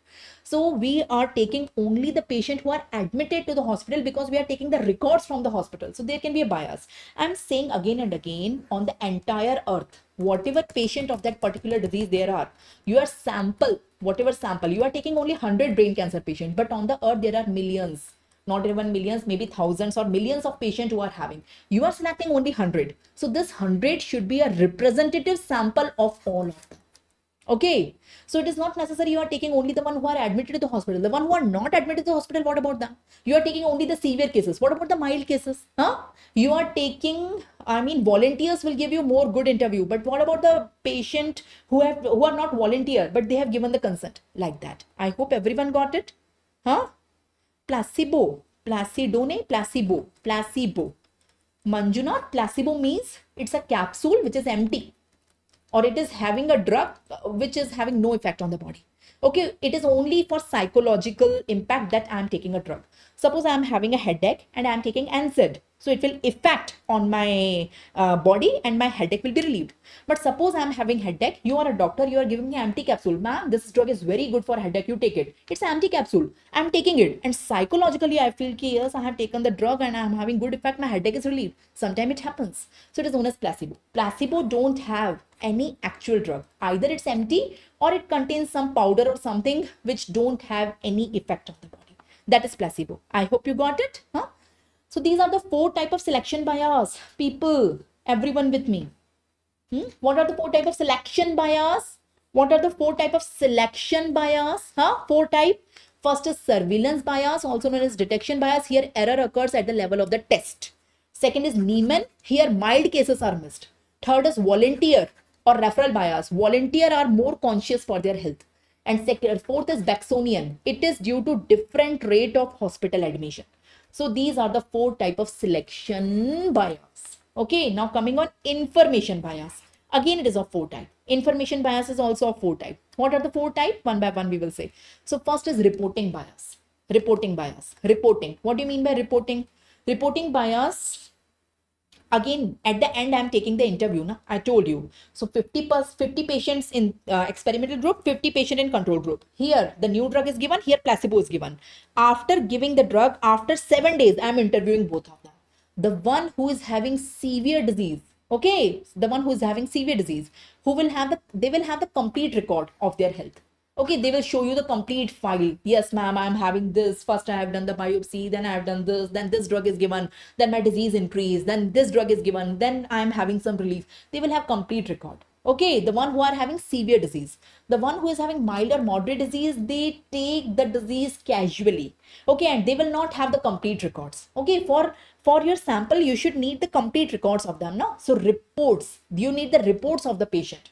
Okay, the one with severe disease, they are more conscious and they will have the complete reports. They will show you the complete file or digital records. They will show you each and every minute test they have done. They will give you detailed history of it. So that is a reporting bias. The one who is having mild disease, they are not very conscious about their health because they don't know the severity of that. They will not give you much record. Okay, yes, there was a test done. Okay, I don't remember, like that. So that is reporting bias. Okay, the one with severe disease, they have complete record, more complete information about the complete disease. That was reporting bias. Second is recall bias, memory bias. Again, the one which is having severe disease, they remember from day one. Yes, there was the day on which I was having cough, I was having the seizures, MRI was done, and there was a brain tumor. And from that day, they will tell you each and every minute detail because they have the severe disease and they remember everything. The one which is having mild disease, so I don't remember, yeah, a few years back it was, I don't remember it exactly, like that. So it happens. Psychologically, it happens. So it is recall bias. Okay. Third is interviewer bias. I am the interviewer. Okay. I have to take the interview of this group as well as this group. There are 100%. They all have brain cancer. Okay. 50 of them were given the new drug. 50 of them were given the placebo. Now I will take interview. I will interview after giving the drug. Okay, they don't know which drug they given. Externally, they both look same. Externally, both the drugs look same. Now I will interview how you are feeling, what are the effects, what are the side effects. How you are feeling, what are the effects, what are the side effects. If I am the interviewer, I am also busy, no? I am also a human, I am also busy. I am the interviewer. I know that this is experimental group. I know this is control group. I know this person is given the new drug under test. I know this person is given simply placebo. So during interview, if I should give 15 minutes to each of them, I will give 15 minutes, nahi, I will give 20 minutes more time to this. And I will just take 2 minutes interview here. Okay, yes, you have some effect. Okay, okay, go. Okay, okay. So because I know this person have taken placebo, it hardly matters. Okay, but it should not be there. Interviewer, if I am the interviewer, I should give equal time and equal dedication to both the groups. Even if I know this person have taken placebo, person do not know, but I know the person is given placebo, but I should ask the same set of question to them. What are the effects? What are the side effects? Are you feeling better after giving the drug? Are you feeling worse after giving the drug? And I will have the same set of question for this also, this also. It should not be the scenario if I am the interviewer and I'm taking a detailed interview of the person in test group, and I'm taking a casual interview just in 1-2 minutes for the formality for the person in control group, because I know this person have taken placebo. So I will get, yes, yes, you are feeling better, worse, okay, okay, go. It should not be the scenario. Okay. Interviewer bias. Okay, it is caused by the action of the interviewer, the person who is taking the interview. So whether the person is from experimental group or control group, to both the groups, the interview time maybe 15 minutes or whatever it is allotted, and interview questions, it should be same if you want to avoid the bias. Okay, okay. So usually interviewer give more time to cases as compared to control. It should not be there. They should give equal time, equal questions to both the groups. I hope you got it. Interviewer bias. And last one is Hawthorne bias or attention bias. Hawthorne or attention bias. You know, if you know there is a camera above you, you are under surveillance. At many places there is a notification now, you are under CCTV surveillance. You have read it at many public places, it's there. You are under surveillance. So whenever there is a camera above me and I know I am under surveillance, my behavior changes. It's a human tendency. I behave nicely, that I am a good person. But in private, if there is no camera, I can behave as internally actually I am. You are getting my point? So this is known as Hawthorne bias or attention bias. So it is a behavior, change in behavior of the human. When human know that they are being observed, they are under camera, they behave differently. So suppose I'm having experimental group and control group, and they all know that they are under observation. What are the effects, side effects? There is no camera, but we will ask them again and again. So they are under observation. Okay, we are again and again asking them how you are feeling. Is it effect, side effect? Okay, so their behavior sometimes changes. Okay, not only here. For example, there is a smoker. Okay, you know, cohort study. We have revised the cohort study just now. I have not put the image. Cohort study may we take 100 smokers and 100 non-smokers. We start our study. Okay, and we take their address, phone number, let them go. Okay, and we call them every month. Okay, from the total population, we take 100 smokers, 100 non-smokers. We call them every month. Lung cancer hua kya? Do you have lung cancer? Do you have lung cancer? Do you have lung cancer? For the 10 years, we do so. For the next 10 years, we call them. Okay. So the smokers feel कि every time madam call and say lung cancer हुआ क्या? मतलब smoking करने से lung cancer होता है. They will understand. I'm not telling them to quit smoke, but they will quit smoking. They will quit because they know they are under observation. Okay, so sometimes their behavior changes. So this type of bias. But in this study, I do not want the smoker to quit the smoking. For the 10 years, I want to continue. I will not advise them to quit the smoking, even if I know that smoking is hazardous. You are getting my point? So this is known as attention bias. Okay, so there is change in behavior when the person know they are under surveillance, they are under observation under someone. So their behavior changes. So this is known as attention bias. I hope you got it. So these are the 4 types of information bias. What are the 4 types of information bias? First is reporting bias. The person with severe disease have complete records as compared to the person who have mild disease. Second is recall bias. The person with severe disease have better recall as compared to the person who have mild disease. Third is interviewer bias. Interviewer. Okay, it is a tendency of the interviewer to give more time and take a detailed interview of the cases as compared to control. But it's wrong. The interviewer should give equal time and equal question to both the groups. And fourth is known as Hawthorne or attention bias. Hawthorne or attention bias, human behavior changes under observation. Okay, under camera. So these are the 4 type of information bias. The 4 type of information bias: reporting, recall, interviewer, and attention, or also known as Hawthorne bias. So total 8 type of bias, 4 of them selection, 4 of them information. 4 selection bias, 4 information bias. Can we revise it together, people? Show some interest, please. So 4 selection bias, 4 information bias. You can see the 4 selection bias. And you can see the 4 information bias. What are the 4 selection bias? These are the 4 selection bias. The first one is known as surveillance or detection bias. The second one is known as Niemann bias. The third one is volunteer. And fourth one is Baxonian. You know their meaning. Learn one word. Just one word. Surveillance is due to the error in the test. Okay, or diagnostic technique. You are choosing your disease in the sample. Okay, Niemann bias is missing the mild cases. Volunteer bias is due to volunteer. Volunteer are more conscious for their health. And Baxonian bias is due to different rate of hospital admission.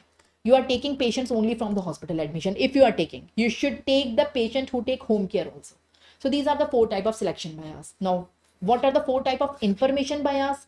You can see these are the 4 type of information bias. What are the type? Reporting. Okay, reporting bias. The person who have severe disease report more detail. They have more detailed medical records. Recall bias, again the person who have severe disease recall better. The third is interviewer bias, and fourth is Hawthornian or attention bias. Human behavior changes under observation, under surveillance. People respond. Got it? So I told you what is bias. I'm teaching you bias. I told you what is the definition of bias. I told you the 8 type of bias. 4 selection, 4 information. Lastly, I'm teaching you the methods to eliminate the bias. How to eliminate the bias. Okay, what are the methods to? So bias will be done. Okay, what are the methods to eliminate the bias? There are 2 methods to eliminate the bias. First is blinding, second is randomization. Randomization you already know. Okay, to eliminate all these bias, you can do randomization. Randomization eliminates selection as well as information bias. Okay, because it is not in my hand. It is not in my hand. It is the lottery system. Randomization is simply lottery. There is 50% chance patient will fall here, 50% chance patient will fall here. So randomization is the best way to eliminate all these bias. Second method is blinding. Blinding eliminate only selection bias. Blinding do not eliminate information bias. See, so blinding and randomization. Randomization eliminate both selection and randomization eliminates selection bias only, not information, and blinding eliminate both the bias. So coming on one by one, you understand. First is blinding. Okay, what you are asking, Anushka, ma'am, is there any being taught so that no such loophole is present, right? Okay, got it. Thank you so much for the comment. So coming on, the methods to eliminate the bias. So methods to eliminate the bias, there are 2 methods. First is blinding. Okay, what is blinding? What we actually don't put something to cover the eyes. No, it's just to explain you. Blinding means person don't know. If someone is not knowing, if I'm not knowing anything, I'm blinded for that. Okay, no details for that. If the person is not knowing something, the person is blinded for that. For example, our patients, I told you, our patients in the 2 group, they don't know in which group they are. I'm having 50 patients in experimental group and 50 patients in control group. But bichare patient, they don't know in which group they are. They know they are under study. They know they are in one of the group, but in which group they don't know. So they are blinded. They are blinded. Blinded means they don't know in which group they are. Okay. So blinding eliminate conscious as well as subconscious bias. It eliminates all the bias. There are 3 types of blinding. I will explain all of them. There are 3 types of blinding: single blinding, double blinding, and triple blinding. I will explain one by one. Let's start the first one. Single blinding, in which only patient is blinded. Only patient is blinded. See, 100 patients, all of them have brain cancer, metastatic stage 4 brain cancer. 50 of them in experimental group, 50 of them in control group. The one in experimental group, they are giving, this is experimental group. The one in experimental group, they are given real medicine, the test medicine, the new drug. 15 control, they are given placebo. But externally, both the drugs look same. Okay, person do not know, patient do not know in which group they are. They are blinded. They are blinded. They know they are in study, but they don't know in which group they are, but I am the investigator. This is the person who is known as investigator. Investigator is the person who is distributing the drug. I know I am giving the new drug to this patient, and I know I am giving placebo. So I'm having two bottles. I don't have it. Suppose these are my two bottles of the drug. To one of the group, I will give the new drug, and to one of the group, I will give the placebo. Externally, both of them look same, but I know actually this is new drug and this is placebo. But after giving the patient do not know. So this is known as single blinded. Single blinding, only patient is blinded. Investigator knows. Investigator is not blinded. I am the investigator. I am distributing the drug. Okay, to this patient I have given red capsule. To this patient also I have given red capsule. But I know this red capsule contains the drug, new drug, and this red capsule is empty or it contains placebo. You are getting my point? So I am not blinded. Only patient is blinded. Both the patient are so having the same red capsule. You're getting my point? They are getting the same red capsule. So they don't know what is given to them. This is single blinding. In single blinding, the subjects are not aware what kind of treatment they are receiving. Whether they are given new drug or whether they are given placebo. They do not know that. This is single. But I know that now. I know. So I can do some mistake. So while taking interview, I will give more time to this experimental group and I will give less time to the control group, because I know now it's a human tendency. Kitna hi bolo ki we have to give same time to both of them, we have to take equal, but everyone is busy. I'm also a human. Suppose I'm very busy, I'm having only 15 minutes, so I will take a good interview or detailed interview from the experimental group and a short interview or less detailed interview from the control group. It's a human tendency. Even I'm aware that I should not do so, but we all are humans. Okay, to err is human. You have heard this proverb. So I can do the mistake. So better to blind me also. I mean investigator. So that is double blinding. In double blinding, the patient and investigator both are blinded. Patient do not know in which group they are. Whether the person is in test group or control group, they do not know. And investigator also do not know which drug they are giving to the patient. Okay, suppose I am the investigator. Okay, and you are the head of the study. Okay, you called me, Dr. Priyanka, please come. I will come to you. Yes, ma'am. Yes, sir. What to do? So we are conducting a study and these are the two bottles. Okay, you give this bottle A, bottle B. From bottle A, this is the list of the patient, you give one capsule to all of them. And from bottle B, this is a list of patient, you give one capsule to all of them. This is my job. But I don't know what bottle A contain, what bottle B contain. If I open externally, both of them are same. So by looking at them, I can't identify. I know bottle A, this is the list. I have to give one capsule to all of them. This is bottle B. This is the list. I have to give her. So I will call one patient and give them all these patient, please come. You will receive from bottle A. All these patient come, you will receive. But I don't know what does they contain. So I am also blinded. So patient as well as investigator, both are blinded. Patient and investigator both are blinded. That is double blinding. So single blinding, double blinding. This is having better results. But you are the head now. So after that, suppose, okay, this is patient do not know, patient never knows, never. Single blinding is always there, always. In all study, there is single blinding is always there. But in some studies, double blinding is having better results. So if I do not know that whether drug A is new drug or drug B is new drug A is placebo, drug B is placebo, I'm having the two bottles. So I have to take equal interview from both of them. I will allot equal time, equal questionnaire, because I don't know what is drug A, what is drug B. So interviewer bias will be removed here. Okay. So single blinding, double blinding. But there is a person, suppose I have written, yes, this is the list of the 50 patient which is given drug A. Okay. This is the list. And this is a list of 50 patient which is given drug B. I don't know what is drug A, drug B. One of them is new drug and one of them is placebo, but I don't know, because it is double blinded. Okay, now I will take the interview and write the effects and side effects of all of them. I will take the interview and write the effects and side effects of all of them.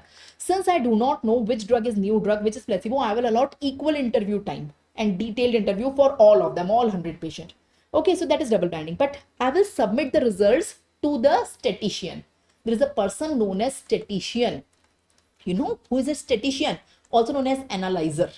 Okay, I will submit the result to this person from this group also, this group also. So out of the 50 patient, 20 are feeling better, but 30 are feeling worse. Out of the 50 patient, only 5 are feeling better and 45 are feeling, whatever is my result, blah, blah, blah. Okay, I have taken a detailed interview of all of them. I have tested blood test, all radiological tests and submitted the reports to the statistician.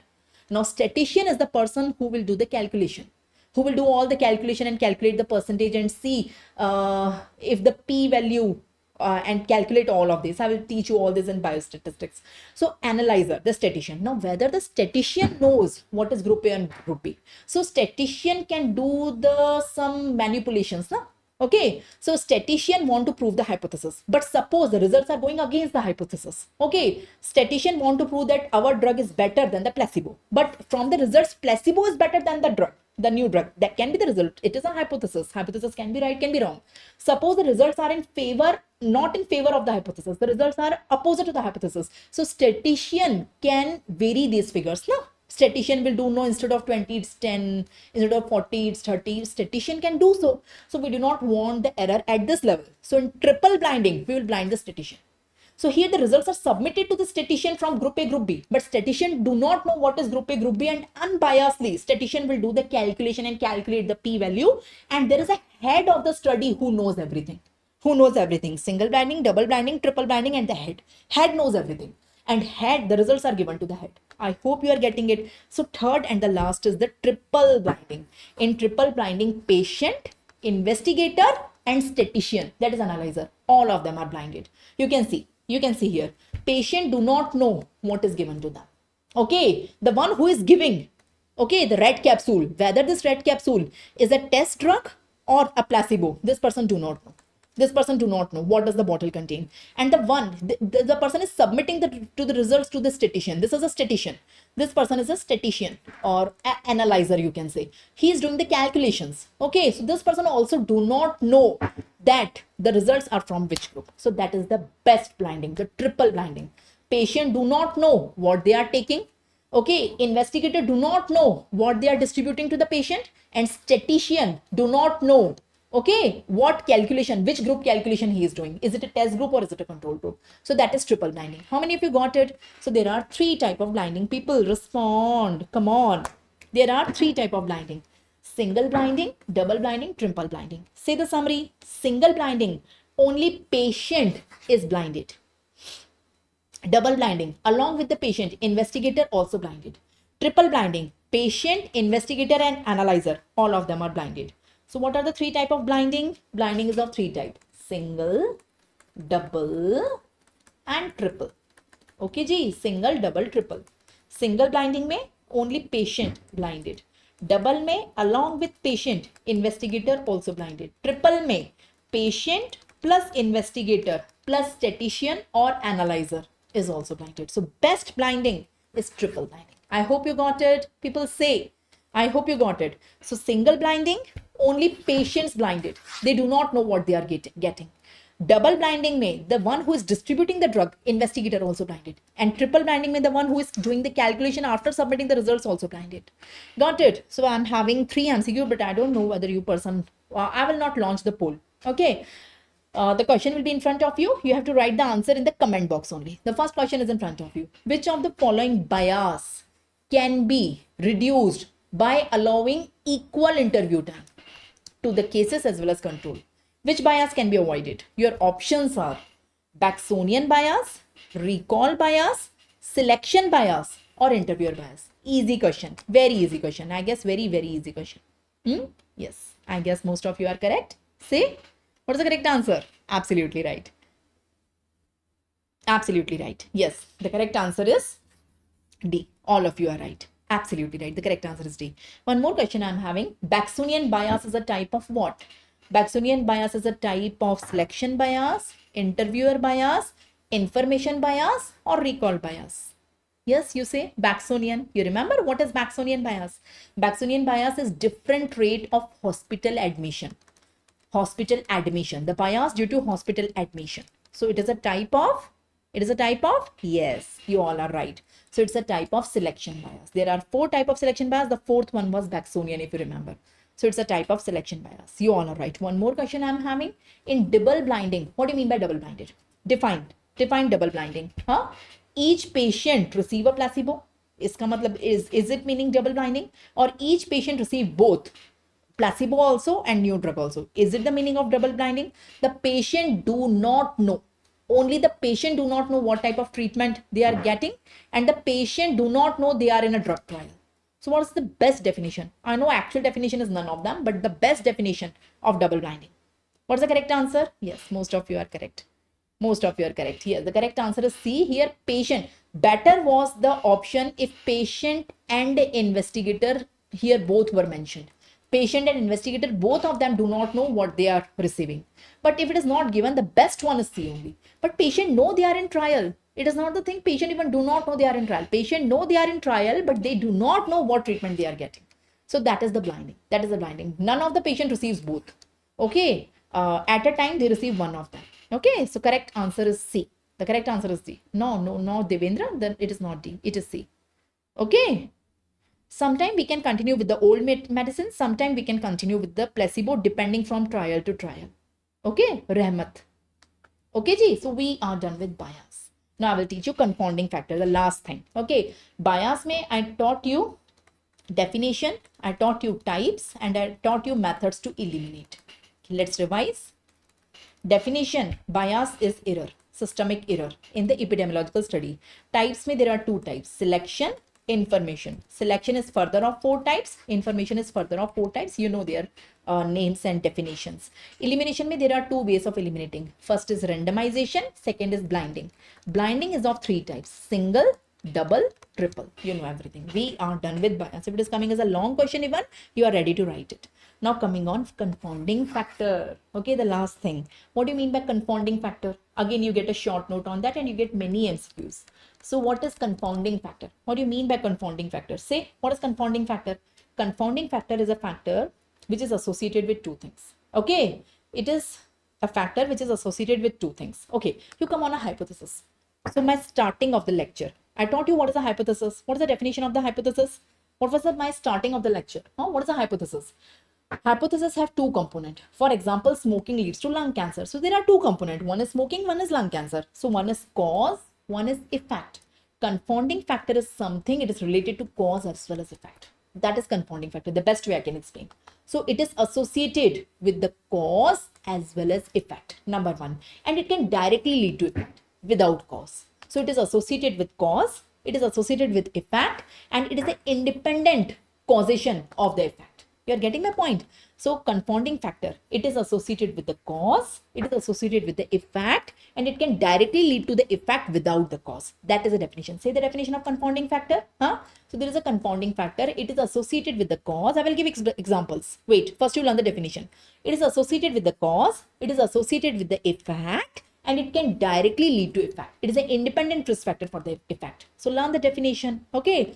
So the same thing is written. Okay. Suppose X leads to Y and C is the confounding factor.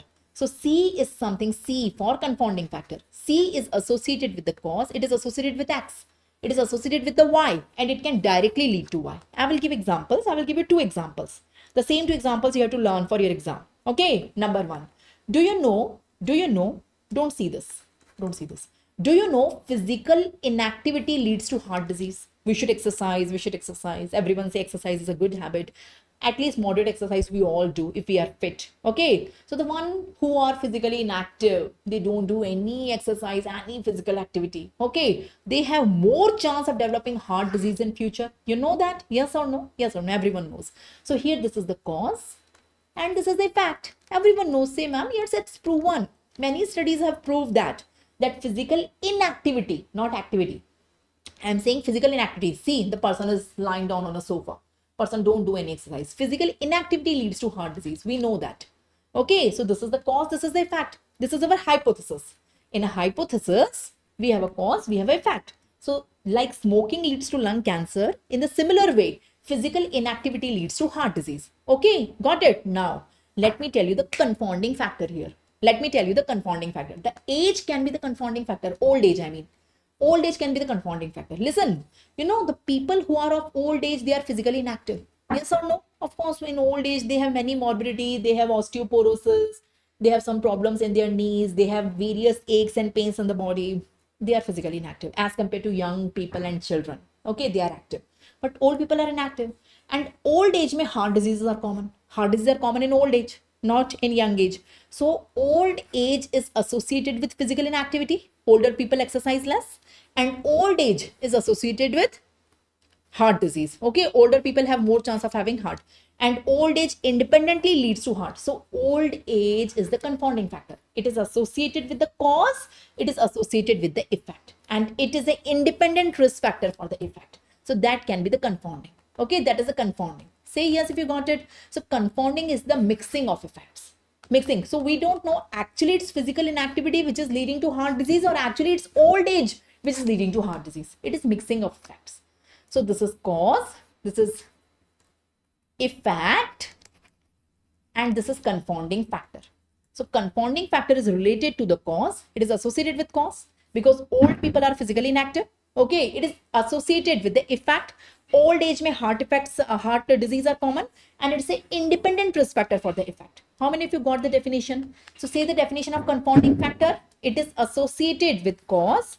It is associated with effect in a hypothesis, and it's an independent risk factor for the effect. So that is proven here. So can I say old age is confounding factor of this hypothesis? Old age is confounding factor of the hypothesis. Which hypothesis? Physical inactivity leads to heart disease. For this hypothesis, old age is confounding factor because old age is associated with physical inactivity as well as heart disease, and it's the independent risk factor for the heart disease. I hope you got it. The same thing is written. So old age is a confounding factor over here. Old age is a confounding factor. It is associated with the cause as well as effect. People say yes if you got it. One more example I would like to quote. You know a hypothesis? There is a hypothesis. Let me tell you. Drinking alcohol leads to esophageal cancer. You know that? It's proven. Everyone knows that. The person who drink alcohol, chronic alcohol consumers, they have more chance of developing esophageal cancer. So esophageal cancer ka one of the risk factor is alcohol. You know, everyone knows that. Yes. So here this is the cause, alcohol. Okay, and this is the effect. Esophageal cancer, like smoking leads to lung cancer, in the similar way alcohol, consuming alcohol leads to esophageal cancer. Okay, yes or no? So this is cause, this is effect. So let me tell you a confounding factor here. The confounding factor can be the smoking. You know, the person who smoke, they also drink. Usually it is not necessary the person who smoke, they also drink. Okay, both of them are bad habits. Neither the person should smoke, neither the person should consume alcohol. The person who consume alcohol, they are usually also smokers. So smoking is associated with alcohol consumption, number one, and smoking is also associated an independent risk factor for the esophageal cancer. Okay, it is an independent risk factor. So again, it's a confounding factor. I hope you got it. So that was regarding the confounding factor. What are the methods to remove the confounding? There are 5 methods. Okay, 5 methods. One is randomization. One is randomization. 4 are there, but among the 4, matching is most important. Matching. So there is no blinding. We cannot remove confounding by blinding, like we were removing the bias by blinding. We can remove the confounding factor via matching. What do you mean by matching? It's a simple technique. So in cases and control, we should match. Who's a case? What is my hypothesis? My hypothesis is smoking leads to lung cancer. Smoking leads to lung cancer. This is my hypothesis. So these are my cases. They all have lung cancer, disease present, lung cancer present. They all are controlled, disease absent, lung cancer absent. Apart from disease, everything else should be same. That is the meaning of matching. I mean, if one of the 61-year non-smoker is there, here also 61-year non-smoker. Here 57-year smoker, here also 57-year smoker. Here 58-year smoker, 58-year, like that. Here 72-year non-smoker, so everything else match except the disease. Here only difference, disease present, they all have lung cancer. And here disease absent, they don't have. Apart from disease, everything else should match. That is known as matching.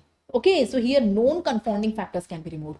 Via matching, only known confounding factors can be removed, unknown cannot be removed. So here we are removing the confounding factor of age. This is also 61, this is also 61. We are removing the confounding of smoking, non-smoking, like that. But unknown confounding factors cannot be removed. Got it? So we are done. We are done.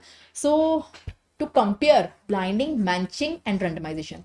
Blinding is to remove bias. Matching is to remove confounding. And randomization is to remove both. Bias also and confounding factor also. Randomization wasn't both. I hope you got it. I hope you got it. We do this MCQ and then we will revise. Okay, I'm having one MCQ. Matching is done for removal of what? Matching is done for removal of what? Matching is done to remove bias? No. To remove bias, we do blinding, not matching.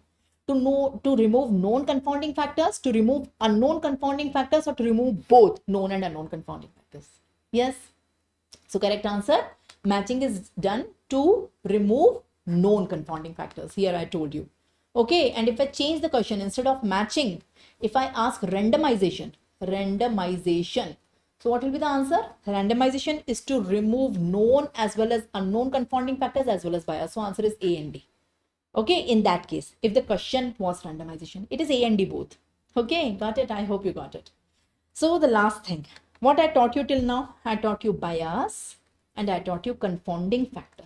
Let's revise it. Then the last 5-10 minutes, confounding factors.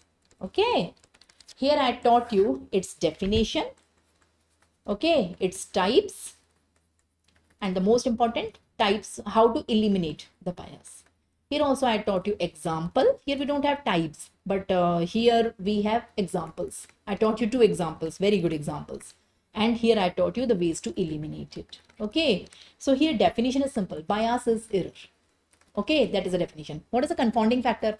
Confounding factor is a factor, C for confounding factor. It is associated with effect. I'm sorry. It is associated with cause as well as effect.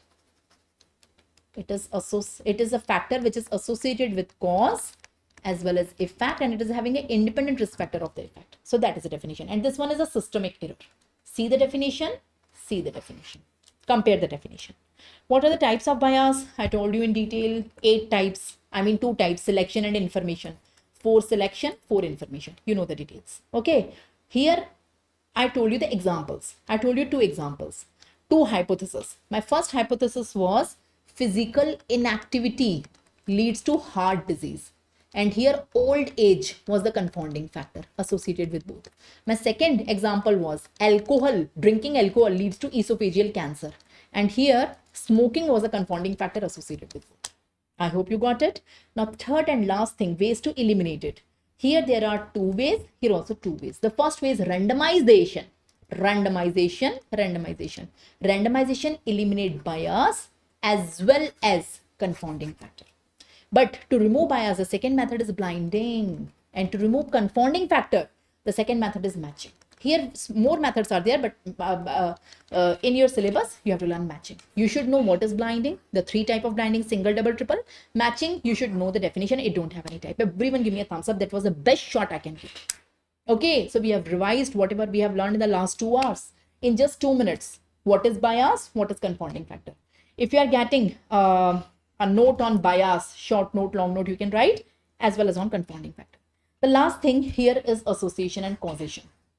What is association? Define association. Define association.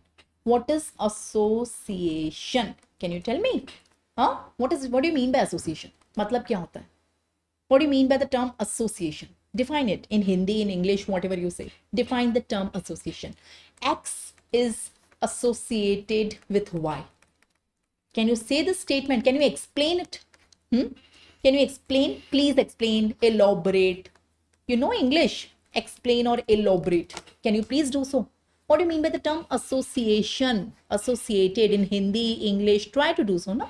Anyone? Anushka, Soumya, anyone? Yes. Linked. Now tell me a statistical definition, Anushka. Okay, what do you mean by association? Associated. Association means the 2 things, X and Y, they are linked. You are saying it's linked. I'm not saying it's wrong. It's okay, good, but it's not a statistical definition. I mean, X is associated with Y. It is not by chance. It is not. Association means it is not by chance. By chance. It's not by chance. It is the opposite of by chance. Okay, they are linked together. 2 things are, they have a more tendency to link together. Association is defined as concurrence of 2 variables. Okay, together. 2 variables are occurring together as they are expected by chance. Okay, it is not by chance. I mean, if I'm saying smoking leads to lung cancer, my favorite hypothesis, smoking leads to lung cancer. This is my hypothesis. So this is the cause and this is the effect. You can see this is cause, this is effect. I'm saying cause and effect are associated with each other. The cause and effect are associated with each other. Smoking is associated with lung cancer. I mean to say associated. So what I mean to say it is not by chance the person who smoked, they have lung cancer. It is not by chance. Tendency to occur them together. The 2 things are occurring together. Smoking and lung cancer, they occur together. They are linked. They occur together. Concurrence or linked together. It is more than by chance. It is not by chance. It is more than by chance. You are getting it? It would be, it is more than expected by chance. Okay, so that is the definition you should learn. It is opposite of by chance. Okay, smoking and lung cancer, they occur together. The one who smoke, there is a high tendency they have lung cancer as compared to the one who do not smoke. So it is not by chance. Okay, they have tendency to occur together in a frequency more than by chance. That is the definition. In a frequency more than by chance. It is not by chance. That is the meaning of association. I want to prove an association between cause and effect. Now, everyone know in hypothesis we have two components, cause and effect. Now, prove they are associated with each other. Cause is associated with the effect. We have to prove it. We have to prove it. Smoking leads to lung cancer. They are associated with each other. They are not by chance. You are getting my point? So, there are three types of association. Okay, that is not important. We can skip it. Yeah. So we have to prove it that smoking leads to lung cancer. I mean, the cause and effect are associated with each other. So there are 10 criteria. How many criteria? There are 10 criteria. You have to learn all 10. It is known as Bradford Hill Criteria. Very important question for your exams. For MCQs, competitive as well as university. It is known as Hill's criteria. Hill has given 10 criteria to prove association between cause and effect. Please understand what I'm explaining you. The 10 criteria to prove association between cause and effect, like smoking leads to lung cancer. So there are 10 criteria. Out of 10, the 6 are most important. That I will give you the detail. The remaining 4, you have to just learn the names. One by one, we will start. Let's start the first one. The first one, essential criteria is temporal. What do you mean by the term temporal? English meaning, dictionary meaning. Forget science. English meaning of temporal. It's time. Temporal means time. Temporal association. It's time. I mean, cause always precedes the effect. Okay, smoking leads to lung cancer. Look at the arrow. I told you at the beginning of the session also. Look at the arrow. Lung cancer don't lead to smoking. First smoking occur, then lung cancer occur. In the timeline, first smoking occur. First, then lung cancer occur. It is not the thing first lung cancer. If lung cancer is occurring first, then smoking, so association is dismissed. There is no association between them. So first there is cause. It should lead to effect. If opposite occurring, there is no association. If you want to prove association, the first thing, cause should lead to effect. Effect should not lead to cause. Okay, so if I want to prove association between cause and effect, I am a scientist, I want to prove association between cause and effect. So first and foremost, look at the direction of arrow. Cause should lead to effect, and that is known as temporal association. If effect is leading to cause, dismiss. It can't happen. Dismiss. There is no association between them. If cause is leading to effect, then there is association between them. So it is the first criteria. If you want to prove association between cause and effect, the first thing should be timeline. Cause should come first, and then effect should come. So first smoking, then lung cancer. First lung cancer, then smoking, association dismiss. Got my point? That is known as temporal association. Say, people say, okay, it is the most important criteria out of the 10. Out of the 10, this is the most important. You get MCQ on that. Most important criteria. And it is proven in cohort study. You know, cohort study, we start with smoking, and after 10 years, we see the lung cancer. So it is proven in the cohort study. The second is strength of association. Okay, so timeline is done. Association is there, but what is the strength of association? If you have attended my epidemiology episode 2, I told you case control and cohort. In case control study, the strength of association is told by relative risk. And in cohort study, in case control, it is odd ratio, the cross product ratio, and in cohort study, it is relative risk. I have told you the formulas also, if you see my session. So this is how we tell the strength of association. Okay. I mean, smoking leads to lung cancer. Now, can you tell me the strength? Smoking is related to lung cancer. Smoking leads to lung cancer. But what is the strength of this association? Strength of association. So the person who smoke more, they have more tendency. The person who smoke less, they have less tendency. Okay. And the person who cease smoking, who stops smoking, they don't have tendency after 10 years. Okay. So it is dose response relationship. So more smoking, more chances, less smoking, less chances, and no smoking, no chances, like that. So this is known as strength of association. Okay, the third is consistency. If I do a case control study or cohort study, the result should be consistent. It is not the thing in case control study, I am finding this hypothesis to be true, but in cohort study it is not true. No, it should be consistent. If I replicate the study 100 times, 100 different scientists performing 100 different study, every time the hypothesis should have the same results. The results are replicated. That is the consistency. So this hypothesis, smoking leads to lung cancer, 100 times is tested, more than 100 times in various study. Every time we get the same result, smoking leads to lung cancer. So the results are consistent. That is known as consistency. The association is consistent. It is not one scientist is performing this hypothesis is coming true, another scientist is performing the study, it is not true. It should not the way. It is consistent. So first it should be temporal. I mean, first there is cause, it is leading to effect. Then there should be a strength. I mean, more cause, more effect, less cause, less effect. That is the dose response relationship. Okay. Third is consistency. I mean, however times the study is repeated, every time the results are replicated. The fourth is coherence. Coherence means it should be based on the facts. Okay, it should not be just hypothetical. It should be based on the fact. Okay, the areas there is more smoking, in that areas only lung cancer is more. So it should be based on the facts. That is known as coherence. Coherence meaning fact. It is based on the fact. Okay. The fifth is specificity. Specificity means one-to-one. Okay, smoking leads to lung cancer. It is not only smoking lead to lung cancer. There are other causes of lung cancer also. But here in this hypothesis, we are considering 1:1 relationship. We are considering only smoking leads to lung cancer. There are patients who have never smoked. They also have lung cancer. So air pollution, pesticides, they also lead to lung cancer.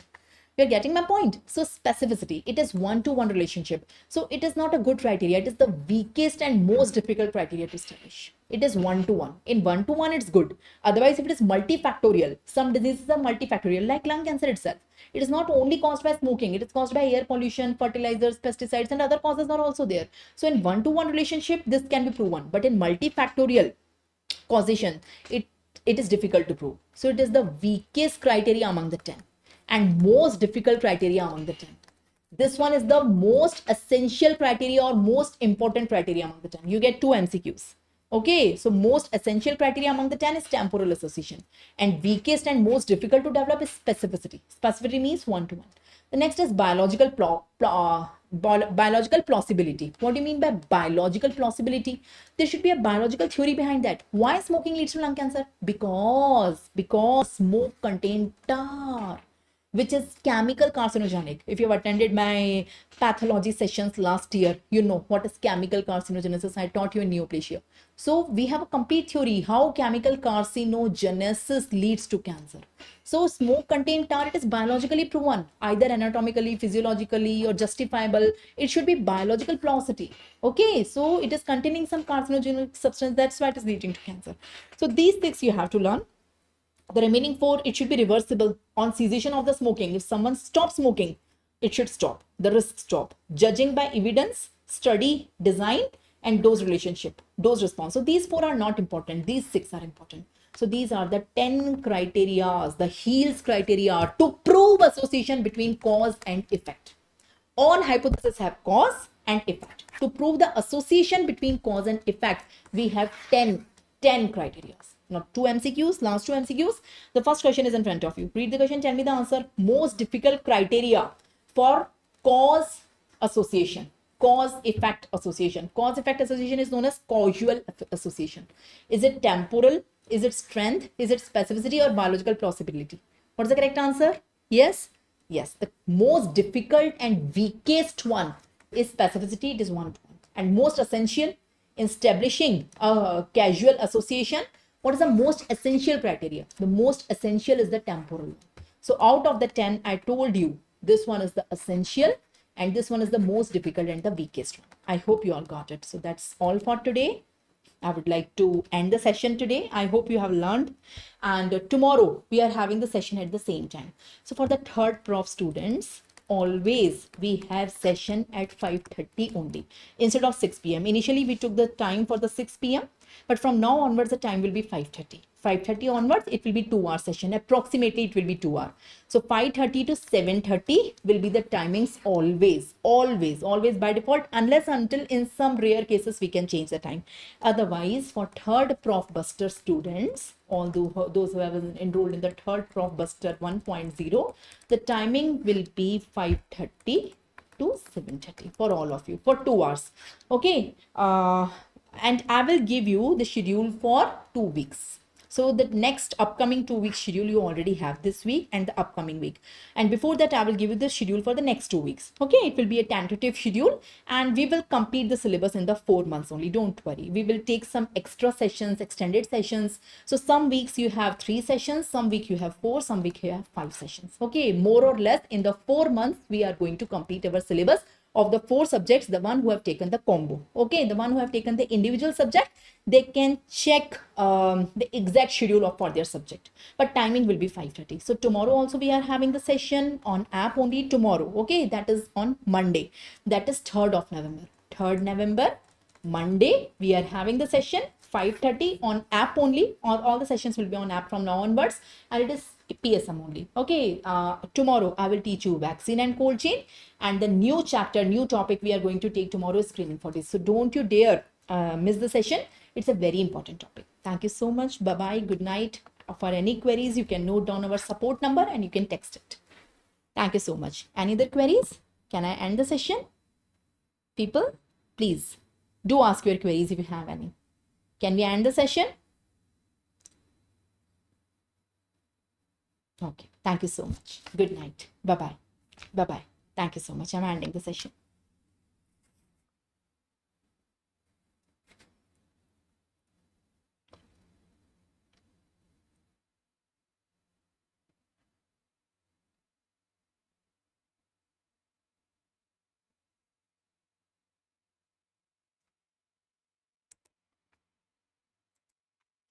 Thank you so much. Bye-bye. Good night.